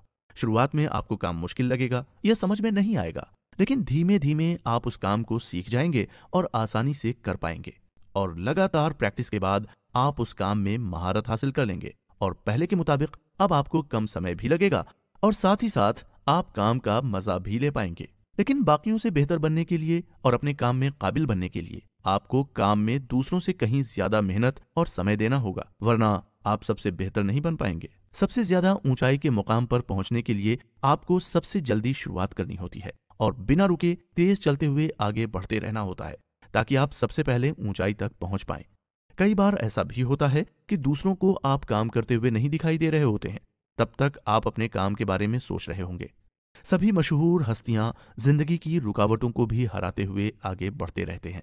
उनका दिलो दिमाग और शरीर सब उनके लक्ष्य की तरफ ही लगा रहता है। आपका लक्ष्य जितना बड़ा होगा, परेशानियां और रुकावटें भी उतनी ज्यादा होंगी और समय भी आपको ज्यादा लगेगा। लेकिन अगर आपकी विल पावर मजबूत है तो आपको आगे बढ़ने से कोई नहीं रोक पाएगा। कहावत है कि सूरज बनने के लिए जलना पड़ता है, यानी आपके संघर्ष ही आपको कामयाब बनाने में आपकी मदद करते हैं। किसी फैक्ट्री में अगर कोई छोटी प्रॉब्लम से मशीन बंद हो जाए तो कुछ ही समय में कंपनी का बड़ा नुकसान हो जाता है। सिर्फ इसीलिए कंपनी बड़ी सैलरी पर एक्सपर्ट इंजीनियर को रखती है जो मशीन को सही रखने में मदद करते हैं। कंपनी उन्हें काम के अनुसार या समय के हिसाब से पैसे नहीं देती, बल्कि उनकी काबिलियत, जानकारी और उनकी एक्सीलेंस को देखते हुए सैलरी देती है। वैसे ही जैसे डॉक्टर किसी मरीज को भले ही सिर्फ 5 मिनट देखे, लेकिन अपने सालों के अनुभव से वो तुरंत मरीज की परेशानी समझकर उसे दवा दे देता है। ऐसे बहुत सारे एग्जाम्पल मौजूद हैं। हर बच्चा शुरू से ही काबिल होता है। सबका दिमाग शुरू में एक जैसा ही काम करता है, लेकिन पेरेंट्स और टीचर्स के सही रास्ता दिखाने पर और मन बच्चा खुद को सही से समझ लेता है और ये जान लेता है कि वो जिंदगी में क्या पाना चाहता है, तो उसी समय वो दूसरों से अलग लाइफस्टाइल जीने लगते हैं, जिससे बच्चों की सोच और काबिलियत भी समय के साथ बढ़ती रहती है। और अगर हम रुकते या मिसगाइड नहीं होते तो हम भी पिकासो, एडिसन या टेस्ला जैसे बन सकते हैं। हमें अपने जीवन के मकसद को नहीं भूलना है। ये सिर्फ हम ही तय करते हैं कि हमें स्टेज के ऊपर अकेले खड़ा होना है या स्टेज के सामने भीड़ के साथ बैठना है। जो अलग बनना चाहते हैं उन्हें दूसरों से अलग काम भी करने होते हैं और दूसरों से ज्यादा स्ट्रगल भी करना पड़ता है। उन परेशानियों को हराकर ही वो अपने नाम के जीनियस बनते हैं और परफेक्शन हासिल करते हैं। अब बात आती है कि पेरेंट्स अपने बच्चों को मेहनती और काबिल बनाने के लिए उन्हें मोटिवेट कैसे करें, उनके मन को मजबूत और फोकस्ड कैसे बनाएं कि बच्चा ये समझ पाए कि वो क्या करना चाहता है जिंदगी में, किसको अपना सुपर हीरो समझे और किस दिशा में आगे बढ़े। तो इसके लिए पेरेंट्स को बचपन से ही उनको उनके मन की बात को सुनना और सीखना चाहिए। उन्हें स्पिरिचुअलिटी की ओर बढ़ाना चाहिए ताकि वो अपने मन को जान पाएं, कंफ्यूज्ड ना रहें। उन्हें उनके छोटे बड़े फैसले लेने दें ताकि वो अपने फैसले लेने के काबिल बने। वो खुद से जान सकें कि उनके लिए क्या अच्छा है और क्या बुरा। उन्हें दया करना और दूसरों की मदद करने में खुशी महसूस करना सिखाइए ताकि वो सिर्फ अपने लिए नहीं बल्कि पूरे समाज के लिए कुछ बड़ा करने की सोचें। स्पिरिचुअलिटी की ओर बढ़ने से उनकी विल पावर मजबूत होगी और वो अपने फैसलों पर डटे रह पाएंगे। पेरेंट्स को बच्चों को हर काम को सिखाना चाहिए ताकि वो किसी पर निर्भर न रहें, इंडिपेंडेंट बने। बच्चों के सीखने की शुरुआत घर से ही होती है, तो अगर घर में उन्हें स्पिरिचुअल माहौल देना चाहिए। पेरेंट्स की जिम्मेदारी है कि वो बच्चों को अच्छा माहौल दें जिसमें वो पॉजिटिव सोच सकें। पेरेंट्स को बच्चों से अच्छा बर्ताव करना चाहिए, परिवार में प्यार हो और एक दूसरे की मदद करने की कोशिश हो। अगर पेरेंट्स फोकस्ड और मोटिवेट रहेंगे तभी अपने बच्चों को भी ये गुण सिखा पाएंगे। अच्छी या बुरी आदतें बच्चे पहले अपने घर से ही सीखते हैं, तो भले ही आपका बचपन कितना भी सफरिंग और दर्द भरा क्यों ना रहा हो, आपको अपने बच्चे के ब्राइट फ्यूचर के लिए उसे अच्छा बचपन देना चाहिए। अगले एपिसोड में हम माइंडफुलनेस के बारे में जानेंगे। माइंडफुल पेरेंटिंग कैसे करें। माइंडफुलनेस के साथ की गई पेरेंटिंग किसी भी काम को आसान बना देती है और इसकी शुरुआत होती है सोच समझकर बोलने से। अगर आदमी ये समझ ले कि क्या, कहां और कैसे बोलना चाहिए तो आधी प्रॉब्लम तो वहीं खत्म हो जाती है। जैसा पहले ही लेखक ने बताया था कि अगर आप किसी से कोई बात मनवाना चाहते हैं तो आप अपने आइडिया को उसका आइडिया बनाकर उसे सुनाएं, तो सामने वाला अपने आप उस आइडिया को अपना लेता है। समझदारी सिर्फ अच्छी परवरिश की ही नहीं बल्कि अच्छी लीडरशिप की भी निशानी होती है। बोलना भी एक कला है, ये समझने की कि क्या, कितना, कहां और किसके सामने बोलना सही है। लेकिन ये सीखने में बहुत समय लगता है। हमारे शब्द ही हैं जो हमारा या किसी और का भी सबसे ज्यादा नुकसान कर सकते हैं या सबसे ज्यादा फायदा कर सकते हैं। गलत जगह पर गलत बात गलत इंसान के सामने बोली जाए तो वो बात भले ही कितनी भी अच्छी हो, उसका असर गलत ही पड़ता है। किसी भी रिश्ते को निभाने में भी शब्दों को समझदारी से यूज करना बहुत जरूरी होता है, वरना रिश्ते खराब होने में समय नहीं लगता। एक बार बुद्ध जी देवदत्त नाम के एक आदमी से नाराज हो गए। उन्होंने पूरी भीड़ के सामने देवदत्त को निशाना बनाकर उसे डांटा और ये कहते हुए बाहर निकाल दिया कि तुम नर्क में जलोगे। बुद्ध ने गुस्से में आकर देवदत्त को ऐसा बोला।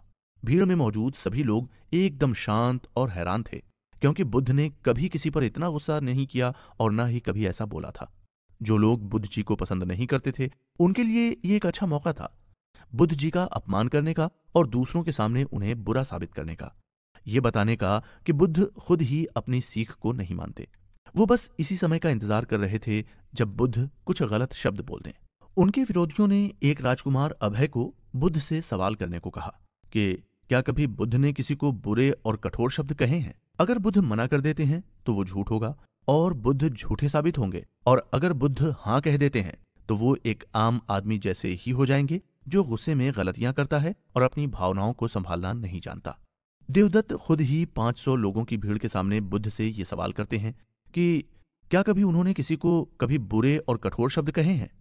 तो कुछ समय रुककर बुद्ध ने जवाब दिया कि आपके सवाल का जवाब बस हाँ और ना में नहीं दिया जा सकता, लेकिन हाँ, मैं तुम्हें यह जरूर बता सकता हूं कि कोई तीसरा आदमी इस बात का क्या जवाब देगा। बुद्ध ने अपने प्रवचन में सोचने के 6 तरीकों के बारे में बताया। यह बहुत ही ध्यान देने वाली बात है, क्योंकि अगर कोई इन 6 बातों को समझ जाएगा और अपने जीवन में लागू करेगा तो केवल बच्चों की परवरिश ही नहीं बल्कि किसी भी रिश्ते में आप न किसी से दुखी होंगे और न किसी को दुख देंगे। अगर आपकी बात में सच्चाई और प्यार नहीं है तो ऐसी बात का कोई मूल्य नहीं है। इस तरह की बात केवल एक बेवकूफी ही है, लेकिन फिर भी जब भी आदमी गुस्से में होता है तो बेवकूफी भरी बात पर दूसरे से लड़ने लगता है। फिर बात का मकसद सच साबित करना नहीं रह जाता बल्कि कौन अपने शब्दों से दूसरे आदमी को ज्यादा अपमानित कर सकता है, ये मकसद बन जाता है।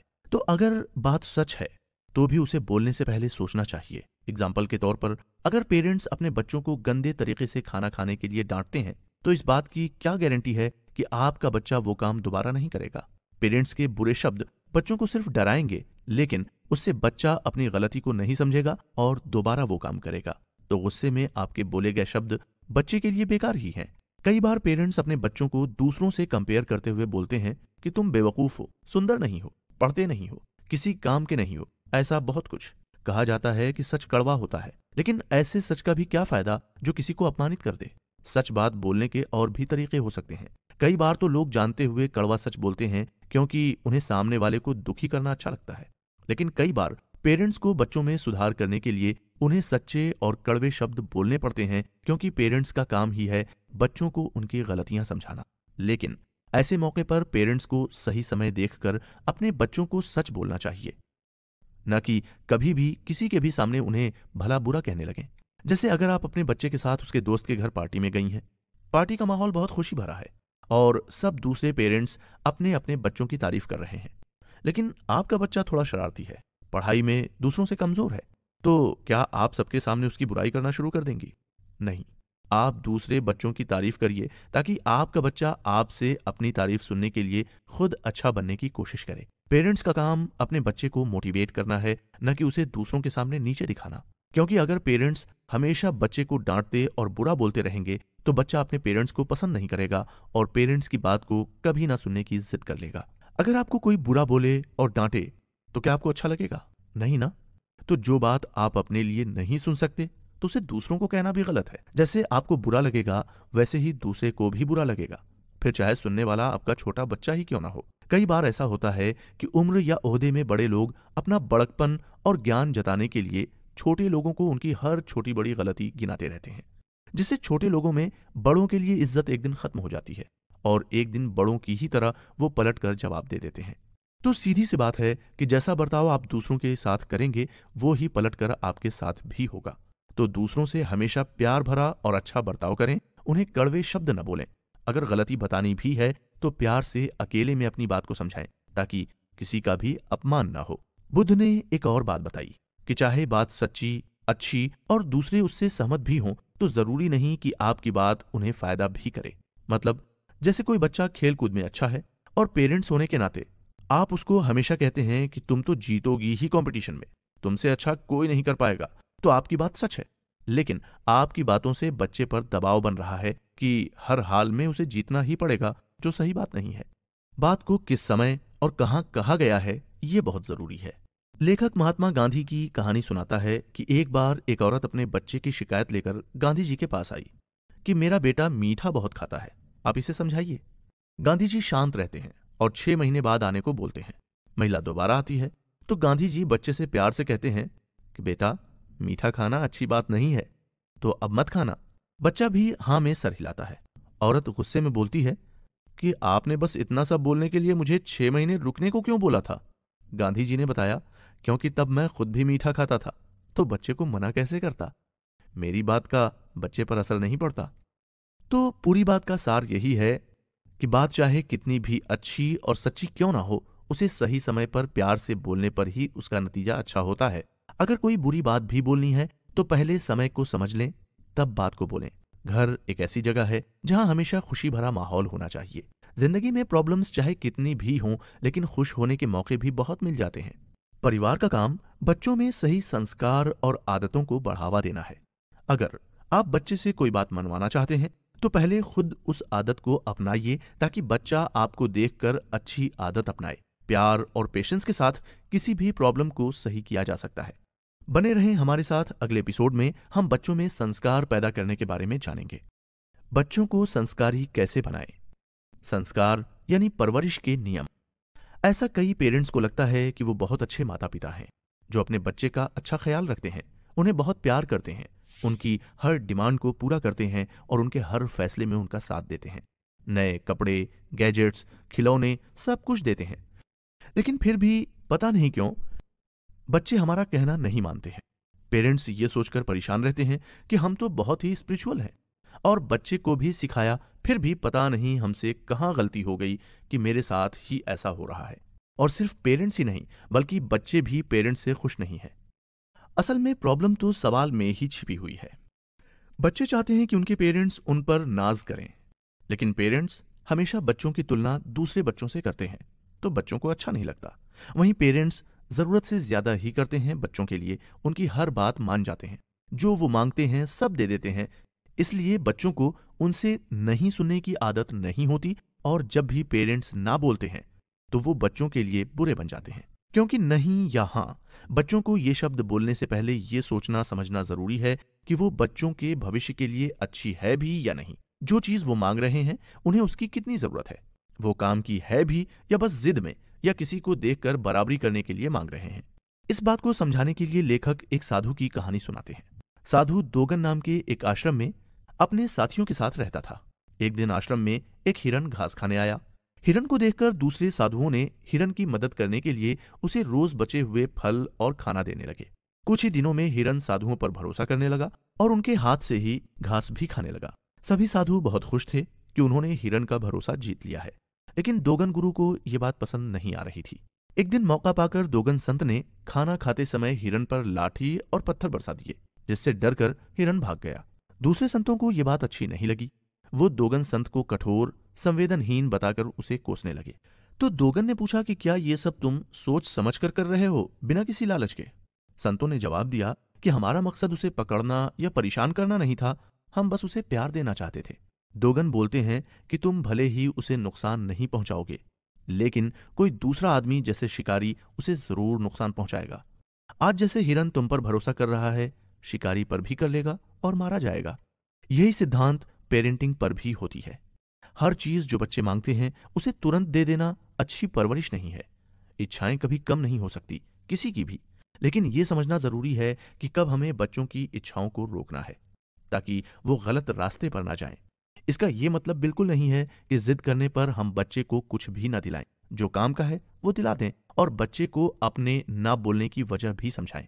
कभी कभी पेरेंट्स को बच्चों की अच्छी परवरिश करने के लिए सख्त बनना पड़ता है, लेकिन सख्ती का मतलब बच्चे पर चिल्लाना, डांटना या उसे मारना बिल्कुल नहीं है। ना ही आपकी आवाज की टोन गलत होनी चाहिए। आपको बहुत धैर्य के साथ अपनी बात बच्चे को समझानी है। जितना हो सके बच्चों को जिंदगी की सच्चाई के साथ बड़ा करें ताकि भविष्य में उन्हें जिंदगी के खतरों, परेशानियों और उतार चढ़ाव का पता रहे। आप भले ही अच्छे इंसान हो सकते हैं जो नियम कानून से चलते हैं और भगवान को मानते हैं, साथ ही गलतियां करने से डरते भी हैं, हमेशा अपने काम को जिम्मेदारी से निभाते हैं। लेकिन इसका ये बिल्कुल मतलब नहीं है कि आप अच्छे पेरेंट भी हैं। अच्छा इंसान बनने में और अच्छा पेरेंट होने में अंतर होता है। अच्छे पेरेंट को हर समय अच्छा नहीं बनना होता। कई बार बच्चे के लिए बुरा बनकर भी आप अच्छे पेरेंट का फर्ज निभा सकते हैं। आपका फैसला आपके बच्चे की अच्छाई के लिए होना चाहिए, न कि सिर्फ उसकी खुशी के लिए। बच्चे को उदास और रोते हुए देखना किसी पेरेंट के लिए आसान नहीं होता। बड़े होने के बाद बच्चे आपके सख्त फैसलों के लिए आपका शुक्रिया करेंगे। ये याद रखें कि जितना प्रेशर पेरेंट्स पर होता है अच्छी परवरिश करने का, उतना ही प्रेशर बच्चे पर नई चीज सीखने का होता है। लेखक अपनी माँ पिताजी की कहानी सुनाते हुए बताते हैं कि उनके पेरेंट्स कभी चिल्लाते या मारते नहीं थे, लेकिन फिर भी वो सख्ती दिखाते थे। एक बार लेखक जब बच्चे थे तब स्कूल रिजल्ट में उनके अंक अच्छे नहीं आए और घर में नियम था कि रिपोर्ट कार्ड पर पिताजी ही साइन करेंगे। लेखक ने माँ को कई बार मनाया, लेकिन माँ ने प्यार से मना कर दिया।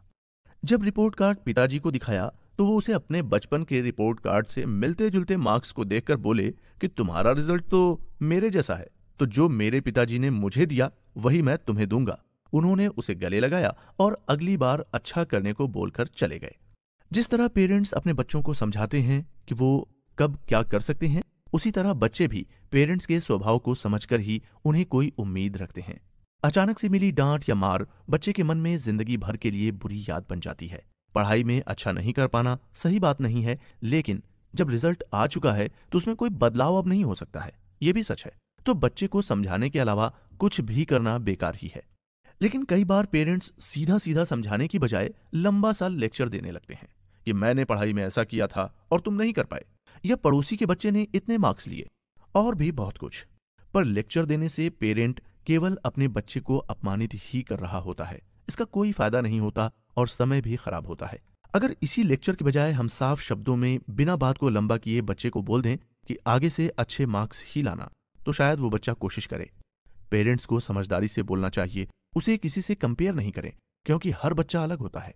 बिना सख्ती के बच्चे को अनुशासित करना आसान काम नहीं है। इसके लिए अच्छी परवरिश के 5 नियमों को अपनाना चाहिए, जो है करुणा, समय, दोस्ती, खुशी और आजादी। चलिए इन सभी नियमों को एक एक करके डिस्कस कर लेते हैं। पहला नियम है प्यार या करुणा। एक बार एक पिता काम से देर से घर आते हैं तो बच्चा अपने पिता से पूछता है कि आप 1 घंटे में कितना कमा लेते हैं। पिता थकावट से अब गुस्से में आ जाता है और बच्चे को डांटते हुए वहां से भगा देता है। बच्चा उदास होकर सोने चला जाता है। जब पिता का गुस्सा शांत होता है तब वो अपने बच्चे से पूछता है कि वो क्यों जानना चाहता था कि वो कितना कमाता है। पिता बताता है कि वो 1 घंटे में 100 रुपए कमाता है। तो बच्चा उसे अपने पास रखे 50 रुपए देता है और कहता है कि क्या आप आधे घंटे मेरे साथ भी खेल सकते हैं। ये सुनकर पिता उदास हो जाता है और बच्चे को ढेर सारा प्यार देता है। असल में बच्चे पेरेंट्स से सिर्फ प्यार ही चाहते हैं, लेकिन पेरेंट्स बच्चों को प्यार देने की बजाय उन्हें सुविधाएं देकर सोचते हैं कि उनका फर्ज पूरा हो गया। अपने बच्चे के साथ अच्छे लम्हे बिताएं, न कि उन्हें सिर्फ खिलौने दें और बाकी सुविधाएं देकर उन्हें अपने आप से दूर कर दें। दूसरा नियम है समय। अच्छा स्कूल, महंगे गैजेट्स, खिलौने, मोबाइल या लैपटॉप बच्चे की जिंदगी में आपके प्यार की जगह नहीं ले सकते। एक अच्छा पेरेंट बनने के लिए बच्चे के साथ अच्छा समय गुजारना और उसके साथ अपनी अच्छी यादें बनाना बहुत जरूरी है। भाग दौड़ और महंगाई के इस समय में जब दिन भर पेरेंट्स बाहर नौकरी करते हैं तो घर आकर आराम करना चाहते हैं। बच्चे के साथ खेलने की एनर्जी उनमें नहीं होती। लेकिन ये भी समझें कि आपके बच्चे का बचपन दोबारा नहीं आएगा। जो सीख उसे बचपन से मिलनी चाहिए वो स्कूल या दूसरी जगह नहीं मिलेगी, बल्कि ये सीख आपको देनी चाहिए ताकि बच्चे का आपसे रिश्ता मजबूत हो। तो जो समय आप अपने बच्चे के साथ बिताएं उसे बहुत प्यार से बिताएं, न कि गुस्से या लेक्चर देने में। तीसरा नियम है दोस्ती। दोस्ती की शुरुआत प्यार के साथ साथ सम्मान देने से होती है। दोस्ती में कोई छोटा या बड़ा नहीं होता। अगर आपका बच्चा स्कूल से आकर आपको दिन भर का हाल बताना चाहता है, अपनी परेशानियां या खुशी आपको खुद आकर बोल रहा है, तो इसका मतलब है कि पेरेंट्स से उसका दोस्ती का रिश्ता मजबूत है, जहां उसे कुछ भी बोलने के लिए डरने या सोचने की जरूरत नहीं है। वो आपके सामने दिल खोलकर बात कर सकता है, बिना ये सोचे कि आप क्या सोचेंगे। दोस्ती होने का मतलब ये नहीं कि पेरेंट कभी किसी बात के लिए बच्चे को मना नहीं कर सकते, बल्कि सच्चा दोस्त हमेशा ही गलत रास्ते पर चलने से रोकता है। बस आपको पेशेंस के साथ उसे अपनी बात समझानी है। चौथा नियम है खुशी। कई बार पेरेंट्स अपने बच्चे को पूरा समय भी देते हैं और बच्चे की हर बात को सुनते और समझते भी हैं, लेकिन बच्चों को जो मस्ती मजा चाहिए होता है वो उम्र में बड़े लोग करने में हिचकिचाते हैं। बच्चे खेल खेल में ही सीखते हैं, तो उनके साथ हंसते मुस्कुराते रहिए। हर छोटी जीत की खुशी मनाइए और परेशानियों को बच्चों के साथ मुस्कुराते हुए संभालिए। अगर पेरेंट्स हर बात पर बच्चे को बस समझाते और लेक्चर ही देते रहेंगे तो बच्चा आपको अपना दोस्त नहीं बल्कि बॉस समझने लगेगा और नजरअंदाज करने लगेगा और आपकी जगह किसी अजनबी के साथ खुशी ढूंढने लगेगा। तो कई बार कोई राय न देना ही सबसे अच्छी राय होती है, ताकि बच्चा अपनी गलती से सबक ले। हर समय शांत और गंभीर बने रहने की जरूरत नहीं होती। अपने बच्चे के साथ खुलकर जिंदगी का मजा लें। परवरिश का पांचवा नियम है आजादी। आजादी देने का मतलब ये नहीं है कि बच्चा कहीं भी जाए, कुछ भी करे या किसी को मारे और आप बस कुछ न करें। आजादी देने का मतलब बच्चे पर भरोसा करना है, ताकि वो आपकी परवरिश और संस्कार को याद रखकर ही कोई काम करेगा। जरूरी नहीं कि बच्चा हमेशा ही सही करे, लेकिन हर समय अगर आप रोक टोक करते रहेंगे तो बच्चा अपना दिमाग कब लगाएगा और सीखेगा। लेखक एक किस्सा बताते हैं कि जब एक पिता लगभग रोज अपने बच्चे को सुनाता था कि तुम्हारी उम्र में अब्राहम लिंकन कितने काबिल थे, वो ये करते या वो ऐसे थे। ये बात रोज रोज सुनकर बच्चा परेशान होकर एक दिन पिता को जवाब देता है, क्या आपको पता है कि आपकी उम्र में अब्राहम लिंकन यूनाइटेड स्टेट्स के प्रेसिडेंट थे, पर आप तो नहीं हुए। ऐसा जवाब भला किसे अच्छा लगेगा। पेरेंट्स को इस बात को समझना चाहिए कि भले ही आज के समय में कंपटीशन पहले से ज्यादा है, लेकिन बचपन में बच्चे थोड़े लापरवाह, मस्तीखोर और खेल कूद में रहते ही हैं। कभी आपने भी ये सब किया था। अब आपके बच्चों की बारी है, तो उन्हें आजादी दें, उनका समय उनको जीने दें। पेरेंट्स होने के नाते आप उन्हें सिखा सकते हैं, लेकिन उनके फैसलों को बदलकर उन्हें अपने हिसाब से चलाना गलत है। उन्हें उनके फैसले लेने की आजादी दें, उनके दोस्त, उनकी हॉबी उन्हें खुद चुनने दें, ताकि बाद में वो आपसे शिकायत न करें और अपने फैसले लेने से खुश रहें। जैसे बच्चे समय के साथ सब कुछ सीखते हैं, वैसे ही पेरेंट भी समय के साथ सीखते हैं। तो बिना परेशान हुए अपने बच्चों के बचपन को आप भी एंजॉय करिए, क्योंकि ये समय दोबारा नहीं आएगा। धैर्य रखिए, शांत रहिए और हर समय नाराज और गंभीर मत बनिए, ताकि आप जिंदगी का पूरा आनंद ले पाएं। प्रिडिक्टेबिलिटी। पेरेंट्स न जाने कितनी बार ऐसा करते हैं कि अपनी बात को मनवाने के लिए बच्चों को उनकी पसंद की चीज दिलवाने का लालच देते हैं, या फिर उन्हें डांट कर चुप करा देते हैं और सोचते हैं कि बच्चा इससे सीखकर अगली बार ऐसी हरकत नहीं करेगा। शायद ज्यादातर लोग ऐसा करते हैं, लेकिन सजा या लालच, जो खुद ही एक गलत बर्ताव है, वो बच्चों को अच्छा कैसे बना सकते हैं। ये छोटी बात लगती है, लेकिन है नहीं। बच्चा 1 या 2 दिन 50 रुपए के लालच में आपके छोटे काम कर देगा, लेकिन अगर पेरेंट उसे ज्यादा पैसे देकर वही काम 3 या 4 महीने करने को बोल दें, तो क्या फिर भी बच्चा पूरे अनुशासन और खुशी के साथ आपका काम करेगा? बिल्कुल नहीं। काम के लिए बच्चे को मोटिवेट करने के लिए और भी तरीके हो सकते हैं। लेखक अपनी बात को समझाने के लिए डैन एराइले की स्टोरी के बारे में बताते हैं, जिसमें एक बार साइकोलॉजिस्ट रॉबर्ट येरकेस और जॉन डैडसन एक एक्सपेरिमेंट से ये जानने की कोशिश कर रहे थे कि चूहे कितनी जल्दी सीख सकते हैं, और अगर इलेक्ट्रिक शॉक दिया जाए तो चूहे की सीखने की काबिलियत कितनी बढ़ सकती है। उन्होंने पाया कि इलेक्ट्रिक शॉक जितना ज्यादा बढ़ रहा था, चूहे उतना तेजी से सीख रहे थे। उन्होंने अंदाजा लगाया कि शॉक लगने के डर से चूहे जल्दी सीख रहे हैं, लेकिन जब शॉक की ताकत को सबसे ज्यादा तेज किया गया तो चूहे फिर से कुछ नहीं सीख पा रहे थे। असल जिंदगी में भी ये बात देखी जा सकती है कि जब आदमी के हालात खराब होते हैं तो वो ज्यादा मेहनत कर अपना लक्ष्य पाने की कोशिश करता है। वहीं अगर आदमी के हालात अच्छे हैं तो वो काम करने में मन नहीं लगाता और कड़ी मेहनत नहीं करता। लेकिन अगर हालात बहुत बुरे हो जाएं तो कई बार आदमी हार मान लेता है या सुसाइड तक करने का सोच लेता है, जिसका कोई मतलब नहीं रह जाता। तो थोड़ा प्रेशर जिंदगी में होना अच्छा है, लेकिन बहुत ज्यादा या बहुत कम दोनों ही फायदेमंद नहीं है। जैसे अगर किसी बच्चे को पहले ही पता हो कि बड़े होकर उसे अपने पिता का ही बिजनेस संभालना है, तो वो पढ़ाई में अच्छा बनने के लिए मेहनत क्यों करेगा? यहां तक कि वो कुछ काम करने के बारे में सोचेगा भी नहीं, और इसमें सारा दोष गलत परवरिश का है। अगर पेरेंट अपने बच्चों को असली दुनिया में, जिसमें बहुत सारी कठिनाइयां और लड़ाई है, उसे देखने ही नहीं देंगे, तो वो उनसे जीतना कैसे सीख पाएगा? हमेशा बच्चों को मुसीबतों से बचाना, उन्हें कमजोर बनाना होता है। बच्चों को मंजिल तक पहुंचाने के लिए पहले उन्हें रास्ते पर चलना और फिर दौड़ना सिखाना पड़ता है, तभी वो कंपटीशन में तेज दौड़ लगाकर जीत हासिल कर पाएंगे। हर बच्चा बड़ी उपलब्धि जैसे डॉक्टर, इंजीनियर बने, ये जरूरी नहीं। कई बार उन्हें कुछ अलग करने की चाहत होती है, जिसके लिए बच्चों को ज्यादा कठिन रास्ते पर ज्यादा मेहनत करके जीत हासिल करनी होती है, और उसके लिए उनके आदर्श और नियम सही होने चाहिए। बच्चे को हमेशा सीखते रहना चाहिए ताकि समय खराब ना हो, और अगर कुछ भी न समझ आए तो नौकरी कर ले, उससे भी बच्चे बहुत कुछ सीख सकते हैं। हमेशा बच्चे से शिकायत करना या जैसा आप चाहते हैं वैसा ही बनाने की लड़ाई करते रहना बिल्कुल भी ठीक नहीं है। बच्चों को समझाएं कि आप हमेशा उनका सहारा नहीं बन सकते, और अच्छा जीवन पाने के लिए उन्हें खुद मेहनत करनी होगी। घर बैठकर समय खराब करने का मौका नहीं है। बच्चे अपने पेरेंट्स को ही देखकर मेहनत करना, मदद करना और अच्छे संस्कार सीखते हैं। अगर पेरेंट ही डर और लालच का सहारा लेगा तो बच्चे भी वो ही सीखेंगे। घर में अच्छा माहौल रखने की जिम्मेदारी पेरेंट्स की ही होती है।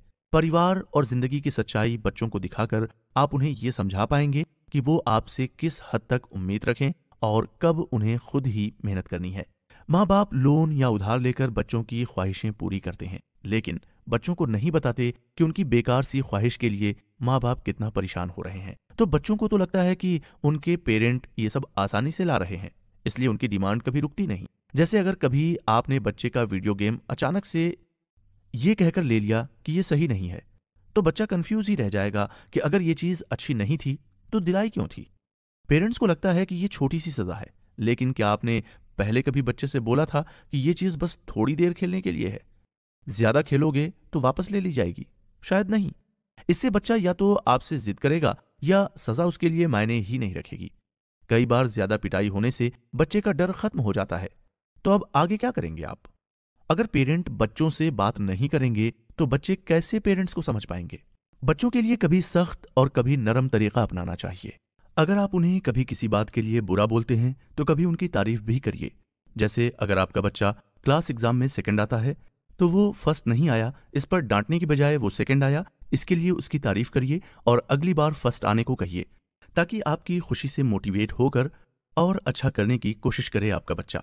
बच्चे को उसकी मेहनत और सही फैसले के लिए शाबाशी दीजिए, क्योंकि असल जिंदगी में फर्स्ट या सेकंड आना मायने नहीं रखता, बल्कि मेहनत और अनुशासन सीखना बड़ी बात है। बच्चों को महंगी चीजों की आदतें डालना आसान है, लेकिन जब बच्चे खुद वो चीज हासिल नहीं कर पाएंगे तब वो जिंदगी में क्या करेंगे, ये सोचना चाहिए पेरेंट्स को। अच्छी परवरिश के हिसाब से बच्चे जब मन से मजबूत होंगे और जिंदगी में क्या करना है ये फैसला लेने के लायक बनेंगे, तभी उनके सपने जागेंगे और वो उन सपनों को पाने के लिए मेहनत करेंगे। बच्चों में जिम्मेदारी की समझ को पैदा करना ही अच्छे पेरेंट्स की जिम्मेदारी है। आप सभी ने ये देखा होगा कि जो पेड़ छांव में बड़े होते हैं वो थोड़ी सी लापरवाही से सूख जाते हैं, लेकिन जो पेड़ मौसम की मार झेलकर बढ़ता है वो कम देखभाल होने पर भी विशाल पेड़ बनकर सबको छाया देता है। परवरिश भी मौसम जैसी ही है। बच्चों को छोटे छोटे फैसले में मदद करके उन्हें बड़े फैसले लेना सिखाइए, ताकि छोटे छोटे कदम चलकर वो बड़ी मंजिल पा सकें। यही है अच्छी परवरिश का सार। बयानबाजी या डायलॉग मारना किसी काम का नहीं। लेखक एक आश्रम के बारे में बताते हैं जहां कुछ बच्चे अपने आश्रम के अध्यक्ष से मिलने की कोशिश में लगे हुए थे। ये टीनेजर्स थे, मतलब 14 से 19 की उम्र तक। जैसे ही अध्यक्ष कमरे से बाहर निकलते हैं 6-7 बच्चे उनको रोकने की कोशिश करते हैं और बताते हैं कि उन्हें इंपॉर्टेंट बात करनी है जो वो सभी के सामने डिस्कस नहीं करना चाहते। बात की गंभीरता को समझते हुए अध्यक्ष ने थोड़ी देर बाद उन्हें कमरे में बुलाया और पूछा कि समस्या क्या है। बच्चों ने बताया कि वो उन बच्चों की मदद कर रहे हैं जो पेरेंट्स और स्कूल के लिए दिए गए पढ़ाई के प्रेशर की वजह से डिप्रेशन में हैं और सुसाइड करने की कोशिश करते हैं, और वो अध्यक्ष से चाहते हैं कि वो खुद पेरेंट्स से इसके बारे में बात करें कि वो अपने बच्चों को अच्छे मार्क्स और पढ़ाई के लिए दबाव न डालें। बच्चों के लिए हर बार अच्छे मार्क्स लाना आसान नहीं होता, और अगर कम मार्क्स आ जाएं तो उनके पेरेंट्स उन्हें इंसल्ट करते हैं, जैसे वो अपने बच्चों से अब प्यार ही नहीं करते। अध्यक्ष को भी ये गंभीर मुद्दा लगता है।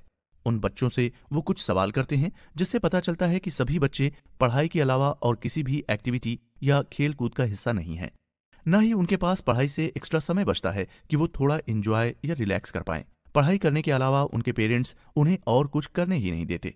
कुछ सोचने के बाद अध्यक्ष बच्चों से सवाल करते हैं कि आप सब अभी स्कूल में हैं, तो आप लोगों का आगे का क्या प्लान है? बच्चे बताते हैं कि वो अपने 2 BHK AC घर में साथी बच्चों के साथ रहना चाहते हैं और उन्हें कभी पढ़ाई के लिए प्रेशर नहीं किया जाए। तो अध्यक्ष ने पूछा कि कितने पैसे चाहिए होंगे उन्हें ये जिंदगी जीने के लिए। तो बच्चों ने बताया कि 30 से 40 हज़ार रुपए काफी होंगे सारे खर्च मिलाकर।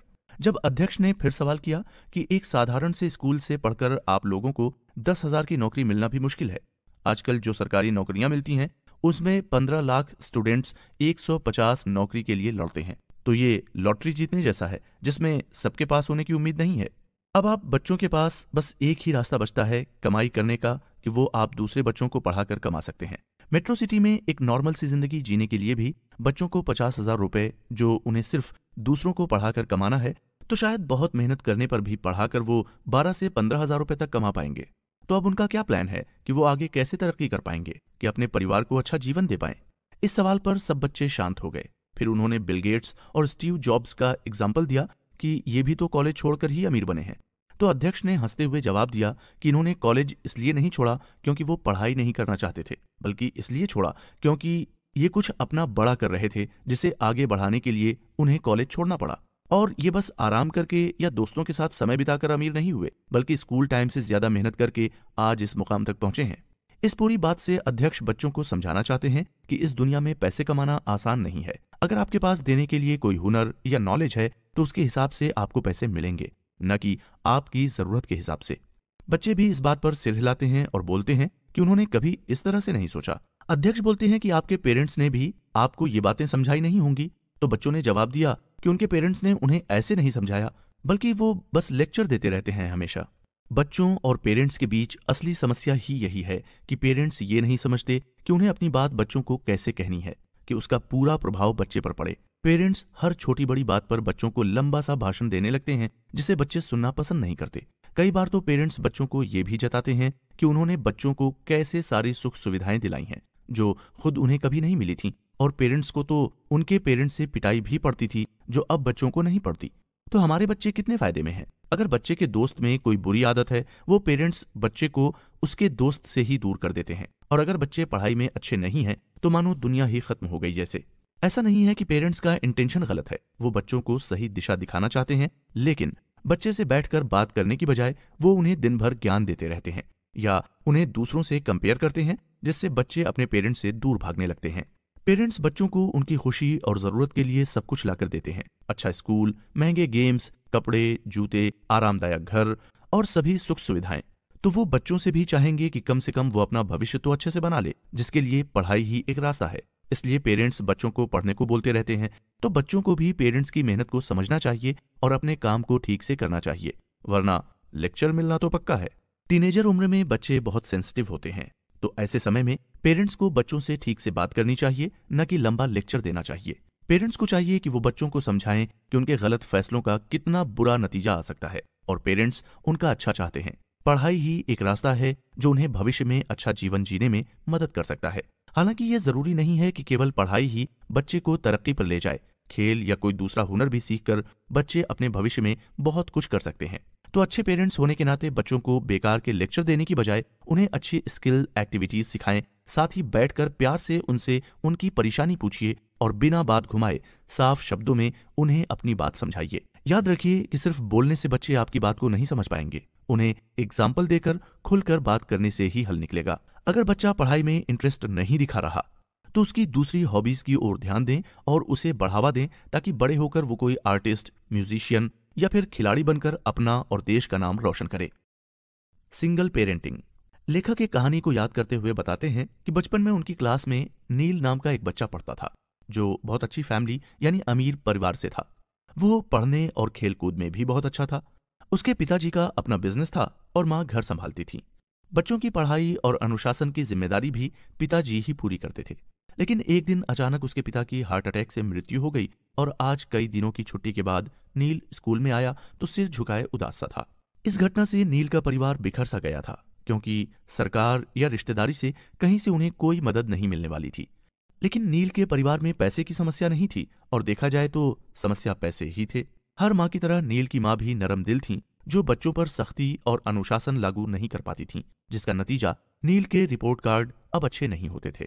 धीमे धीमे वो पढ़ाई में कम मन लगाने लगा और दूसरे कामों में भी ध्यान नहीं देता। आम बच्चों की ही तरह वो अब ज्यादा समय खेलने और घूमने में निकाल देता, क्योंकि उसे कोई रोकने वाला नहीं था। 6 महीनों में ही फर्स्ट आने वाला नील को अब पास होने में भी परेशानी हो रही थी, और लगातार हो रहे खर्चों और आमदनी न बढ़ने की वजह से उनके पैसों में भी कमी आ रही थी। जो शायद एक दिन खत्म भी हो जाएं। लेखक बताते हैं कि गलत माहौल वाले परिवार में जहां माँ बाप आपस में लड़ते झगड़ते हों, बच्चे के पलने से अच्छा है कि अच्छी परवरिश करने वाले एक पेरेंट के साथ होना। ऐसे कई बच्चे हैं जो एक पेरेंट के साथ बड़े हो रहे हैं और जिंदगी में अच्छा भी कर रहे हैं। लेखक का अनुभव है कि जब माँ बाप अलग हो जाते हैं और बच्चा किसी एक के साथ रहता है जो अनुशासन कायम रख सकता है बच्चे पर, ऐसे बच्चे ज्यादा आत्मनिर्भर, निडर और बहादुर बनते हैं। वहीं दूसरी ओर अगर पेरेंट बच्चे को आजाद छोड़ दें कुछ भी करने के लिए, तो बच्चा बिगड़ जाता है और अपना भविष्य खराब कर लेता है। ज्यादातर एक पेरेंट वाले बच्चे स्वभाव से जल्दी बड़े हो जाते हैं। उनमें गंभीरता आ जाती है क्योंकि उन्हें अपनी ही गलतियों का सबक मिलता है, जिससे वो सीखते हैं कि गलतियों में कैसे सुधार कर जीवन को सुधारना है। बच्चों को बढ़ती उम्र में ज्यादा देखरेख की जरूरत पड़ती है क्योंकि उनके दिमाग में बहुत जल्दी बदलाव हो रहे होते हैं। जहां दो पेरेंट होते हैं वहां ये काम बढ़ जाता है और एक पर भार नहीं आता, लेकिन सिंगल पेरेंट को ज्यादा सतर्क रहना होता है। इसका ये मतलब नहीं है कि पेरेंट टूट चुके रिश्ते को जबरदस्ती निभाते रहें, क्योंकि खराब माहौल में बच्चे पर और ज्यादा बुरा असर पड़ता है। ऐसा कई स्टडीज में पाया गया है कि चाहे दो पेरेंट हों या एक, बच्चों की देखरेख करना बेहद जरूरी है। देखरेख में बड़े होने वाले बच्चे ज्यादा जिम्मेदार, सुलझे हुए और आत्मनिर्भर बनते हैं और अपनी जिंदगी में अच्छा ही सफल बन पाते हैं। बच्चों को देखरेख में रखने का मतलब हर समय उनका पीछा करना नहीं है, बल्कि ये जानकारी रखना है कि वो कहाँ जाते हैं, उनके दोस्त कौन हैं, उनकी पढ़ाई कैसी चल रही है, भविष्य के लिए वो क्या सोचते हैं। इन बातों से बच्चों के फैसलों पर बड़ा असर पड़ता है और उनमें समझदारी आती है ताकि वो सही फैसले लेने के लायक बन जाएं। इसके साथ ही बच्चे जैसी बातें घर पर सुनते देखते हैं उसको वो पूरी जिंदगी याद रखते हैं और वैसी ही सोच भी रखने लगते हैं। अगर घर में बच्चे बहस, लड़ाई और नेगेटिव बातें सुनेंगे तो वो उसे ही सही मानकर खुद भी वही सीखेंगे। ऐसा कहा जाता है कि छोटी सोच के लोग इंसानों के बारे में बात करते हैं और बड़ी सोच के लोग आइडियाज के बारे में बात करते हैं। मतलब साफ है कि बच्चे जैसा देखेंगे वैसा ही बर्ताव करेंगे। अगर पेरेंट रोज बच्चों को डांटेंगे तो एक दिन बच्चा पलटकर जरूर पेरेंट को कुछ बोल देगा।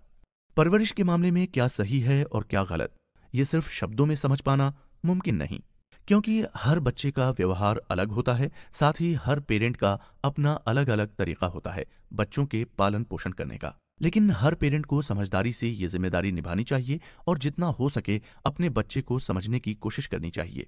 लेखक ने एक सर्वे के दौरान ये पाया कि जो बच्चे आलसी और लापरवाह हैं, दूसरों से जिनके रिश्ते खराब हैं या करियर में कुछ अच्छा नहीं कर पाए, वो हर बात का इल्जाम अपने पेरेंट पर लगा रहे थे। जबकि जो बच्चे अपने जीवन में कुछ अच्छा कर रहे हैं, पढ़ाई में अच्छे हैं, वो अपनी गलतियों की जिम्मेदारी खुद ले रहे थे और पेरेंट को उनके कामों के लिए शुक्रगुजार थे। अगर बच्चों के नजरिए से देखें तो सिंगल पेरेंट वाले बच्चे अपनी नाकामी का बोझ पेरेंट्स के अलग हो जाने को देते हैं। लेकिन दूसरी ओर जो बच्चे पेरेंट के साथ रहते हैं वो इस बात से दुखी हैं कि उनके माता पिता हमेशा लड़ते झगड़ते, बहस करते रहते हैं। जो पेरेंट्स सख्ती और अनुशासन से अपने बच्चे को नहीं पालते वो भी असल में बुरी परवरिश ही होती हैं, क्योंकि उनके पेरेंट्स ने भी उन्हें अनुशासन नहीं सिखाया तो वो बच्चों को कैसे अनुशासित करना है ये जानते ही नहीं। बच्चे अगर ये कहते हैं कि उनके नाखुश होने की वजह उनके पेरेंट हैं, वो असल में अपनी नाकामी की जिम्मेदारी अपने पेरेंट पर डालते हैं, बिना ये सोचे कि वो खुद कहाँ गलती कर रहे हैं। वो बच्चे भी बाकियों जैसे जिंदगी में सफल बन सकते हैं, लेकिन वो अपनी गिल्ट की भावना और मुसीबतों से भागने के लिए हर बात का इल्जाम अपने पेरेंट पर लगा देते। तो अगर बच्चा कुछ ऐसा करता है तो उसे माफ कर देना चाहिए, क्योंकि उसको ऐसा बनाने के लिए पेरेंट ही जिम्मेदार होता है। याद रखिए, बच्चे वो नहीं करते जो उनसे करने को कहा जाए, बल्कि वो करते हैं जो आपको करते हुए देखेंगे। बच्चे सुनकर नहीं, देखकर समझते हैं। जैसे अगर बच्चा रात को टीवी पर कोई स्पेशल प्रोग्राम देखने की जिद कर रहा है तो आप उसे मना नहीं करें, लेकिन ये नियम बनाएं कि प्रोग्राम देखने के लिए उन्हें पहले 1 घंटा पढ़ाई करनी होगी, वरना टीवी नियम के अनुसार ही चलेगा। मतलब अगर आप बच्चे की एक बात को मान रहे हैं तो बच्चा भी इसको समझकर आपकी एक बात को मान जाएगा और धीमे धीमे ये बच्चों की आदत हो जाएगी। बच्चे को एक पेरेंट पाले या 2 पेरेंट मिलकर, जरूरी है कि जो आप बच्चे से करवाना चाहते हैं वो पहले खुद करें। अगर आप बच्चे को किताब पढ़ने की आदत डालना चाहते हैं और फोन से दूर रखना चाहते हैं तो पहले आपको खुद फोन को दूर करके किताब पढ़ने की आदत डालनी होगी। आपका बच्चा छोटे होने पर हर बात के लिए आप पर निर्भर रहता है, वो आपकी परछाई जैसा है। तो अगर आप में अच्छी आदतें होंगी तो बच्चे में भी अच्छी आदतें आ जाएंगी। तो बच्चे को सुधारने से पहले खुद पर ध्यान दीजिए और खुद भी अनुशासन में रहिए। थिंग्स दैट मैटर, जिंदगी में जो मायने रखता है। इस बुक समरी के आखिरी एपिसोड में लेखक ओम स्वामी जी के बताए गए पेरेंटिंग टिप्स का डिस्कशन करेंगे। साथ ही लेखक ने अच्छी परवरिश के 10 सबसे खास नियम बताए, जिसकी चर्चा हम आगे करेंगे। पहला नियम है, बच्चों को नहीं से ज्यादा हाँ बोलिए। ये इंसान की फितरत होती है कि वो दुखी रहने के बहाने ज्यादा ढूंढता है, न कि खुश रहने के। मतलब छोटी बात पर दुखी तो आसानी से हो जाते हैं, लेकिन छोटी बातों पर खुश होना नहीं आता किसी को। पेरेंट्स 3-4 साल के बच्चे से भी तमीज से रहने और उनकी हर बात मानने की उम्मीद करते हैं, जैसे वो बच्चा नहीं कोई समझदार आदमी हो। उन्हें अनुशासन सिखाने के लिए उनकी हर गलती पर ना बोलते रहते हैं, जिसकी वजह से बच्चे पेरेंट्स से परेशान होकर उनकी बात मानना बंद कर देते हैं या फिर जिद करते हैं। तो अच्छे पेरेंट की तरह जैसे आप चाहते हैं कि बच्चे आपकी बात माने, तो कई बार आपको भी उनकी बात माननी चाहिए। दूसरा नियम है अपनी गलती को मानना। जब बच्चे छोटे होते हैं तो उनके पेरेंट ही उनके सबसे फेवरेट सुपर हीरो होते हैं। बच्चे उनको देखकर सीखते हैं और उन्हीं के जैसा बनना चाहते हैं। लेकिन कई बार पेरेंट्स भी गलती कर जाते हैं, बच्चों को बिना गलती डांट देते हैं या उन पर गलती के लिए इल्जाम लगा देते हैं। लेकिन जब सच्चाई पता चल जाती है तो भी पेरेंट बच्चों से माफी मांगना भूल जाते हैं, ये सोचकर कि बच्चों को क्या फर्क पड़ेगा। लेकिन आपकी हर बात का उन पर पूरा असर होता है। तो अगर आपसे कोई भूल हो जाए तो बच्चों से माफी मांगने में पीछे मत हटिए। इससे आपकी इज्जत बच्चों के दिल में बढ़ जाएगी और वो आप पर ज्यादा भरोसा करने लगेंगे। साथ ही आपका रिश्ता भी बच्चों से मजबूत होगा। तीसरा नियम जो लेखक बताते हैं, एक दूसरे की इज्जत करना। परिवार में अगर पेरेंट्स आपस में ही बच्चों के सामने लड़ते झगड़ते हैं तो इसका बहुत बुरा असर बच्चों के मन पर पड़ता है। जिस तरह पति पत्नी एक दूसरे की गलती निकालते हैं, उसी तरह बच्चे भी हर किसी की गलती निकालना सीख जाते हैं और गुस्सा करने लगते हैं। अगर घर का माहौल खराब रहेगा तो बच्चे ना तो खुश रह पाएंगे और ना ही आप अपने बच्चों पर ज्यादा ध्यान दे पाएंगे। किसी रिश्ते में कभी झगड़ा ना हो, ये मुमकिन नहीं है। लेकिन अगर कोई बात हो जाती है तो उस बात को पेरेंट्स को अपने कमरे में ही सुलझाना चाहिए, न कि बच्चों या बाहर के लोगों के सामने। पेरेंट्स को समझदारी के साथ ऐसे हालातों को संभालना चाहिए ताकि बच्चे आपको देखकर कोई बुरी बात न सीख जाएं। साथ ही ये भी ध्यान दें कि आप किस तरह के शब्द बच्चों के सामने बोलते हैं, क्योंकि कई बार बच्चे बड़ों के शब्द सुनकर गलत शब्द सीख जाते हैं और ऐसी आदत को बच्चों से छुड़वाना बहुत मुश्किल होता है। चौथा नियम है बच्चों की एनर्जी का सही इस्तेमाल करना। बच्चों में बहुत ज्यादा एनर्जी होती है, जिसका अगर सही से इस्तेमाल नहीं किया जाए तो बच्चे उसका गलत इस्तेमाल गुस्सा करने, चिल्लाने, लड़ाई करने, घर में तोड़फोड़ करने या आलस में करने लगते हैं। तो बच्चों की एनर्जी को सही जगह लगाने के लिए उन्हें किसी खेल कूद जैसे क्रिकेट, फुटबॉल जैसे थकाने वाले गेम में व्यस्त कर दें, या तो उन्हें कोई क्रिएटिव एक्टिविटी जैसे पेंटिंग, क्राफ्टिंग, कोई इंस्ट्रूमेंट बजाना या बागीचा तैयार करने जैसे काम सिखाएं, ताकि शारीरिक मजबूती के साथ साथ उनका दिमाग भी तेज और मजबूत बने। इतना ही नहीं, बचपन में अगर बच्चों को कोई अच्छी आदत डालनी हो तो उन्हें किताब पढ़ने की आदत जरूर डालें। इससे उनके दिमाग का तेजी से विकास होगा और वो दुनिया को नए तरीके से देखना सीखेंगे। इसकी शुरुआत आप मजेदार कहानियों वाली किताब से करें और आगे जाकर वो साहित्यिक किताबों को भी पढ़ने में रुचि लेंगे। जिन बच्चों में किताब पढ़ने की आदत होती है, ऐसा देखा गया है कि वो पढ़ाई करने में भी अच्छे निकलते हैं। कई बार पेरेंट ये सोचकर बच्चे में किसी बात की कोई समझ नहीं है, वो उसकी बात सुनते या मानते नहीं है, लेकिन ऐसा नहीं है। पेरेंट्स अगर अपने बच्चों से अच्छे संबंध बनाना चाहते हैं तो उन्हें अपने बच्चों की हर बात को ध्यान से सुनना चाहिए। हर बार बच्चा गलत बोलेगा ये जरूरी नहीं, न ही हर बार आप उसे कोई राय दें, ये बच्चे को पसंद नहीं आता। अगर पेरेंट बच्चों की बात को सुनना शुरू कर दें तो बेशक बच्चे अपनी किसी भी बात को छुपाने की कोशिश नहीं करेंगे और आपसे उनका रिश्ता मजबूत बनेगा। पेरेंट को हर बार बच्चे को लेक्चर नहीं देना चाहिए। पांचवा नियम है परिणाम से ज्यादा बच्चे की मेहनत को सराहें। एग्जाम में कोई एक बच्चा ही फर्स्ट आ सकता है, लेकिन हर पेरेंट चाहता है कि उसका बच्चा ही फर्स्ट आए, और ये मुमकिन नहीं। तो ऐसा बहुत बार स्कूल में देखा जाता है कि पेरेंट्स अपने बच्चे को कम मार्क्स लाने के लिए कोसते हैं कि ठीक से पढ़ाई नहीं किया, यहां तक कि दूसरे बच्चों से उसे कंपेयर भी करते हैं। ये बिल्कुल गलत बात है। इससे बच्चे हताश हो जाते हैं और उनका कॉन्फिडेंस भी कम हो जाता है। बच्चे उस काम को ज्यादा मन से करते हैं जिन कामों के लिए पेरेंट्स उनकी तारीफ करते हैं। तो अगर बच्चे ने पहले से अच्छा किया है पर दूसरों से अच्छा नहीं किया है पढ़ाई या गेम में, तो भी पेरेंट को उनकी मेहनत के लिए उन्हें शाबाशी देनी चाहिए और अगली बार और ज्यादा मेहनत करने के लिए उनमें आत्मविश्वास बढ़ाना चाहिए। ऐसा कई बार देखा गया है कि बच्चे अपने पेरेंट्स को खुश करने या दिखाने के लिए बहुत से काम करते हैं। अगर आप उनके काम की थोड़ी तारीफ करेंगे तो वो मोटिवेट होंगे। छठा नियम है उनकी नींद पूरी होने दें। ज्यादातर पेरेंट्स सुबह जल्दी उठते हैं और वो चाहते हैं कि यही आदत उनके बच्चों में भी जल्द से जल्द आ जाए। लेकिन आपको समझना होगा कि नींद उम्र के साथ कम या ज्यादा होती है। जैसे पैदा हुआ बच्चा पूरा दिन सोता ही है और एक बुजुर्ग को रात में नींद कम ही आती है। टीनेजर्स को दिन में कम से कम 8 से 10 घंटे की नींद चाहिए होती है। तो अगर बच्चा रात देर से सोएगा तो सुबह जल्दी नहीं उठ पाएगा। नींद पूरी न होने से बच्चों में चिड़चिड़ापन और गुस्सा बढ़ सकता है। जैसे जैसे बच्चे बड़े होते हैं उनके काम बढ़ते हैं, उनके सोने की आदत भी ठीक हो जाती है।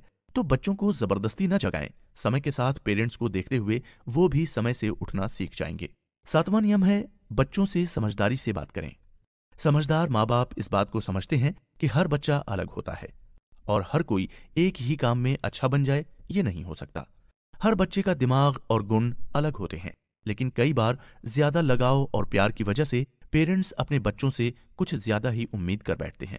पेरेंट्स अपने सपने अपने बच्चों पर डाल देते हैं बिना ये समझे कि बच्चे खुद क्या चाहते हैं। बच्चों पर इस तरह का प्रेशर उनके लिए अच्छा नहीं है। अच्छे पेरेंट्स का काम सिर्फ बच्चों को सही रास्ता दिखाना होता है। आगे वो किस काम को चुनता है या जिंदगी में क्या करना चाहता है ये बच्चे को फैसला लेने देना चाहिए। पेरेंट्स अगर समझदारी से काम लें तो समाज में, स्कूलों में जो कंपटीशन चल रहा है वो खत्म हो जाए। लगातार खुल रही महंगी ट्यूशन और कोचिंग इंस्टीट्यूट्स पेरेंट्स की जिद का नतीजा ही है। हर कोई अपने बच्चे को बड़े पद पर देखना चाहता है, लेकिन हो सकता है कि बच्चा पेंटर, सिंगर या किसी दूसरे गेम में जाना चाहता हो। तो बच्चे को उसकी राह खुद ही चुनने दें। आठवां नियम है बच्चों को दुनियादारी की समझ दें। बच्चों से पूजा पाठ कराना, धर्म को अपनाना, परिवार के साथ प्यार से रहना बच्चों की जिंदगी में बहुत अहम भूमिका निभाता है। लेकिन सिर्फ इतना काफी नहीं है। बच्चे में दुनिया को समझने की अक्ल भी होनी चाहिए। ध्यान लगाना या पूजा करना मन को कंफ्यूज्ड और शांत करता है। बच्चों में ये अच्छी आदत होनी चाहिए। लेकिन पेरेंट ये भी समझें कि बच्चा बहुत ज्यादा समय पूजा या ध्यान में नहीं दे पाएगा, क्योंकि वो अभी सीखने की उम्र में है और उसका दिमाग और भी बहुत कुछ सीखना चाहता है। तो जितनी देर बच्चे का मन करे उसे आराधना करने दें। अगर बच्चे का मन नहीं करने का तो उसे जबरदस्ती न करें। बच्चे के चंचल मन को समझिए और उनके मन के हिसाब से उन्हें काम करने दीजिए। नवां नियम है बच्चों से सच बोलें। बच्चे हमारी समझ से कहीं ज्यादा समझदार और भावुक होते हैं। अगर पेरेंट्स बच्चों से सच बोलें तो बच्चे बड़ी आसानी से उसे मान लेते हैं और खुद भी सच बोलने का साहस उनमें पैदा होता है। घर में ऐसी कई बातें होती हैं जिनके बारे में पेरेंट्स अपने बच्चों से छिपाते हैं या उन्हें सच नहीं बताते, लेकिन ऐसा करना सही नहीं है। अगर बच्चे परिवार का सच समझेंगे तो वो इसकी जिम्मेदारी भी लेंगे और दुनिया की समझ भी उनमें बढ़ेगी। सच बोलने से उनमें कॉन्फिडेंस बढ़ेगा। वो सच की अहमियत को जानेंगे और किसी भी धोखे में रहकर गलत रास्ते को नहीं अपनाएंगे। 10वां और आखिरी नियम जो लेखक ने बताए हैं वो ये है कि माहौल को गंभीर न होने दें। अच्छी परवरिश की शुरुआत खुशियों से होती है। बच्चे के पैदा होने से पहले से माता पिता खुश होते और बच्चे के साथ बिताया हर पल उन्हें बहुत सारी खुशियां देता है। बच्चे के उसके पेरेंट्स ही उसकी दुनिया होते हैं जिन पर वो सबसे ज्यादा भरोसा करता है। तो ये पेरेंट्स की ही जिम्मेदारी है कि बच्चे को खेल खेल में अच्छी बातें सिखाएं, क्योंकि अगर माहौल हमेशा ही गंभीर और टेंशन भरा रहेगा तो पेरेंट्स और बच्चे दोनों का ही मन उसमें नहीं लगेगा। स्कूल में भी बच्चों को अब खेलते खेलते सारी पढ़ाई कराई जाती है ताकि बच्चा दोबारा पढ़ाई करना पसंद करे और खुशी से स्कूल आए। वैसे ही अगर गाने और खिलौने के साथ बच्चे को सिखाएंगे तो बच्चा उसमें इंटरेस्ट दिखाएगा। हर बच्चा अपने आप में जीनियस होता है अगर उसकी परवरिश अच्छे से की गई हो तो। बच्चे की समझ और रुझान को देखते हुए अगर उसको शिक्षा दी जाए तो उसे आगे बढ़ने और नाम रोशन करने से कोई नहीं रोक सकता। बच्चे को वो काम करने का मौका दें जिसमें उसका दिल खुश हो, ताकि उस काम को वो मन लगाकर करे और दूसरों से अच्छा करे। अच्छी परवरिश बच्चे के विकास को सहारा देने का काम करती है, लेकिन इसके लिए बच्चे को सच का सामना करना भी आना चाहिए। पेरेंट्स की ये जिम्मेदारी है कि वो बच्चे को ये सिखाएं कि बिना कड़ी मेहनत और परेशानियों को हराए कोई आगे नहीं बढ़ सकता। उसे रुकना नहीं है, बल्कि खुद पर भरोसा रखकर आगे बढ़ते जाना है, ताकि बड़े होकर बच्चा जब आपको देखे तो उसे अपनी दी गई परवरिश पर नाज हो। इस बुक समरी को आखिरी एपिसोड तक सुनने के लिए आपका धन्यवाद। अपना बहुमूल्य फीडबैक कमेंट बॉक्स में जरूर शेयर करें।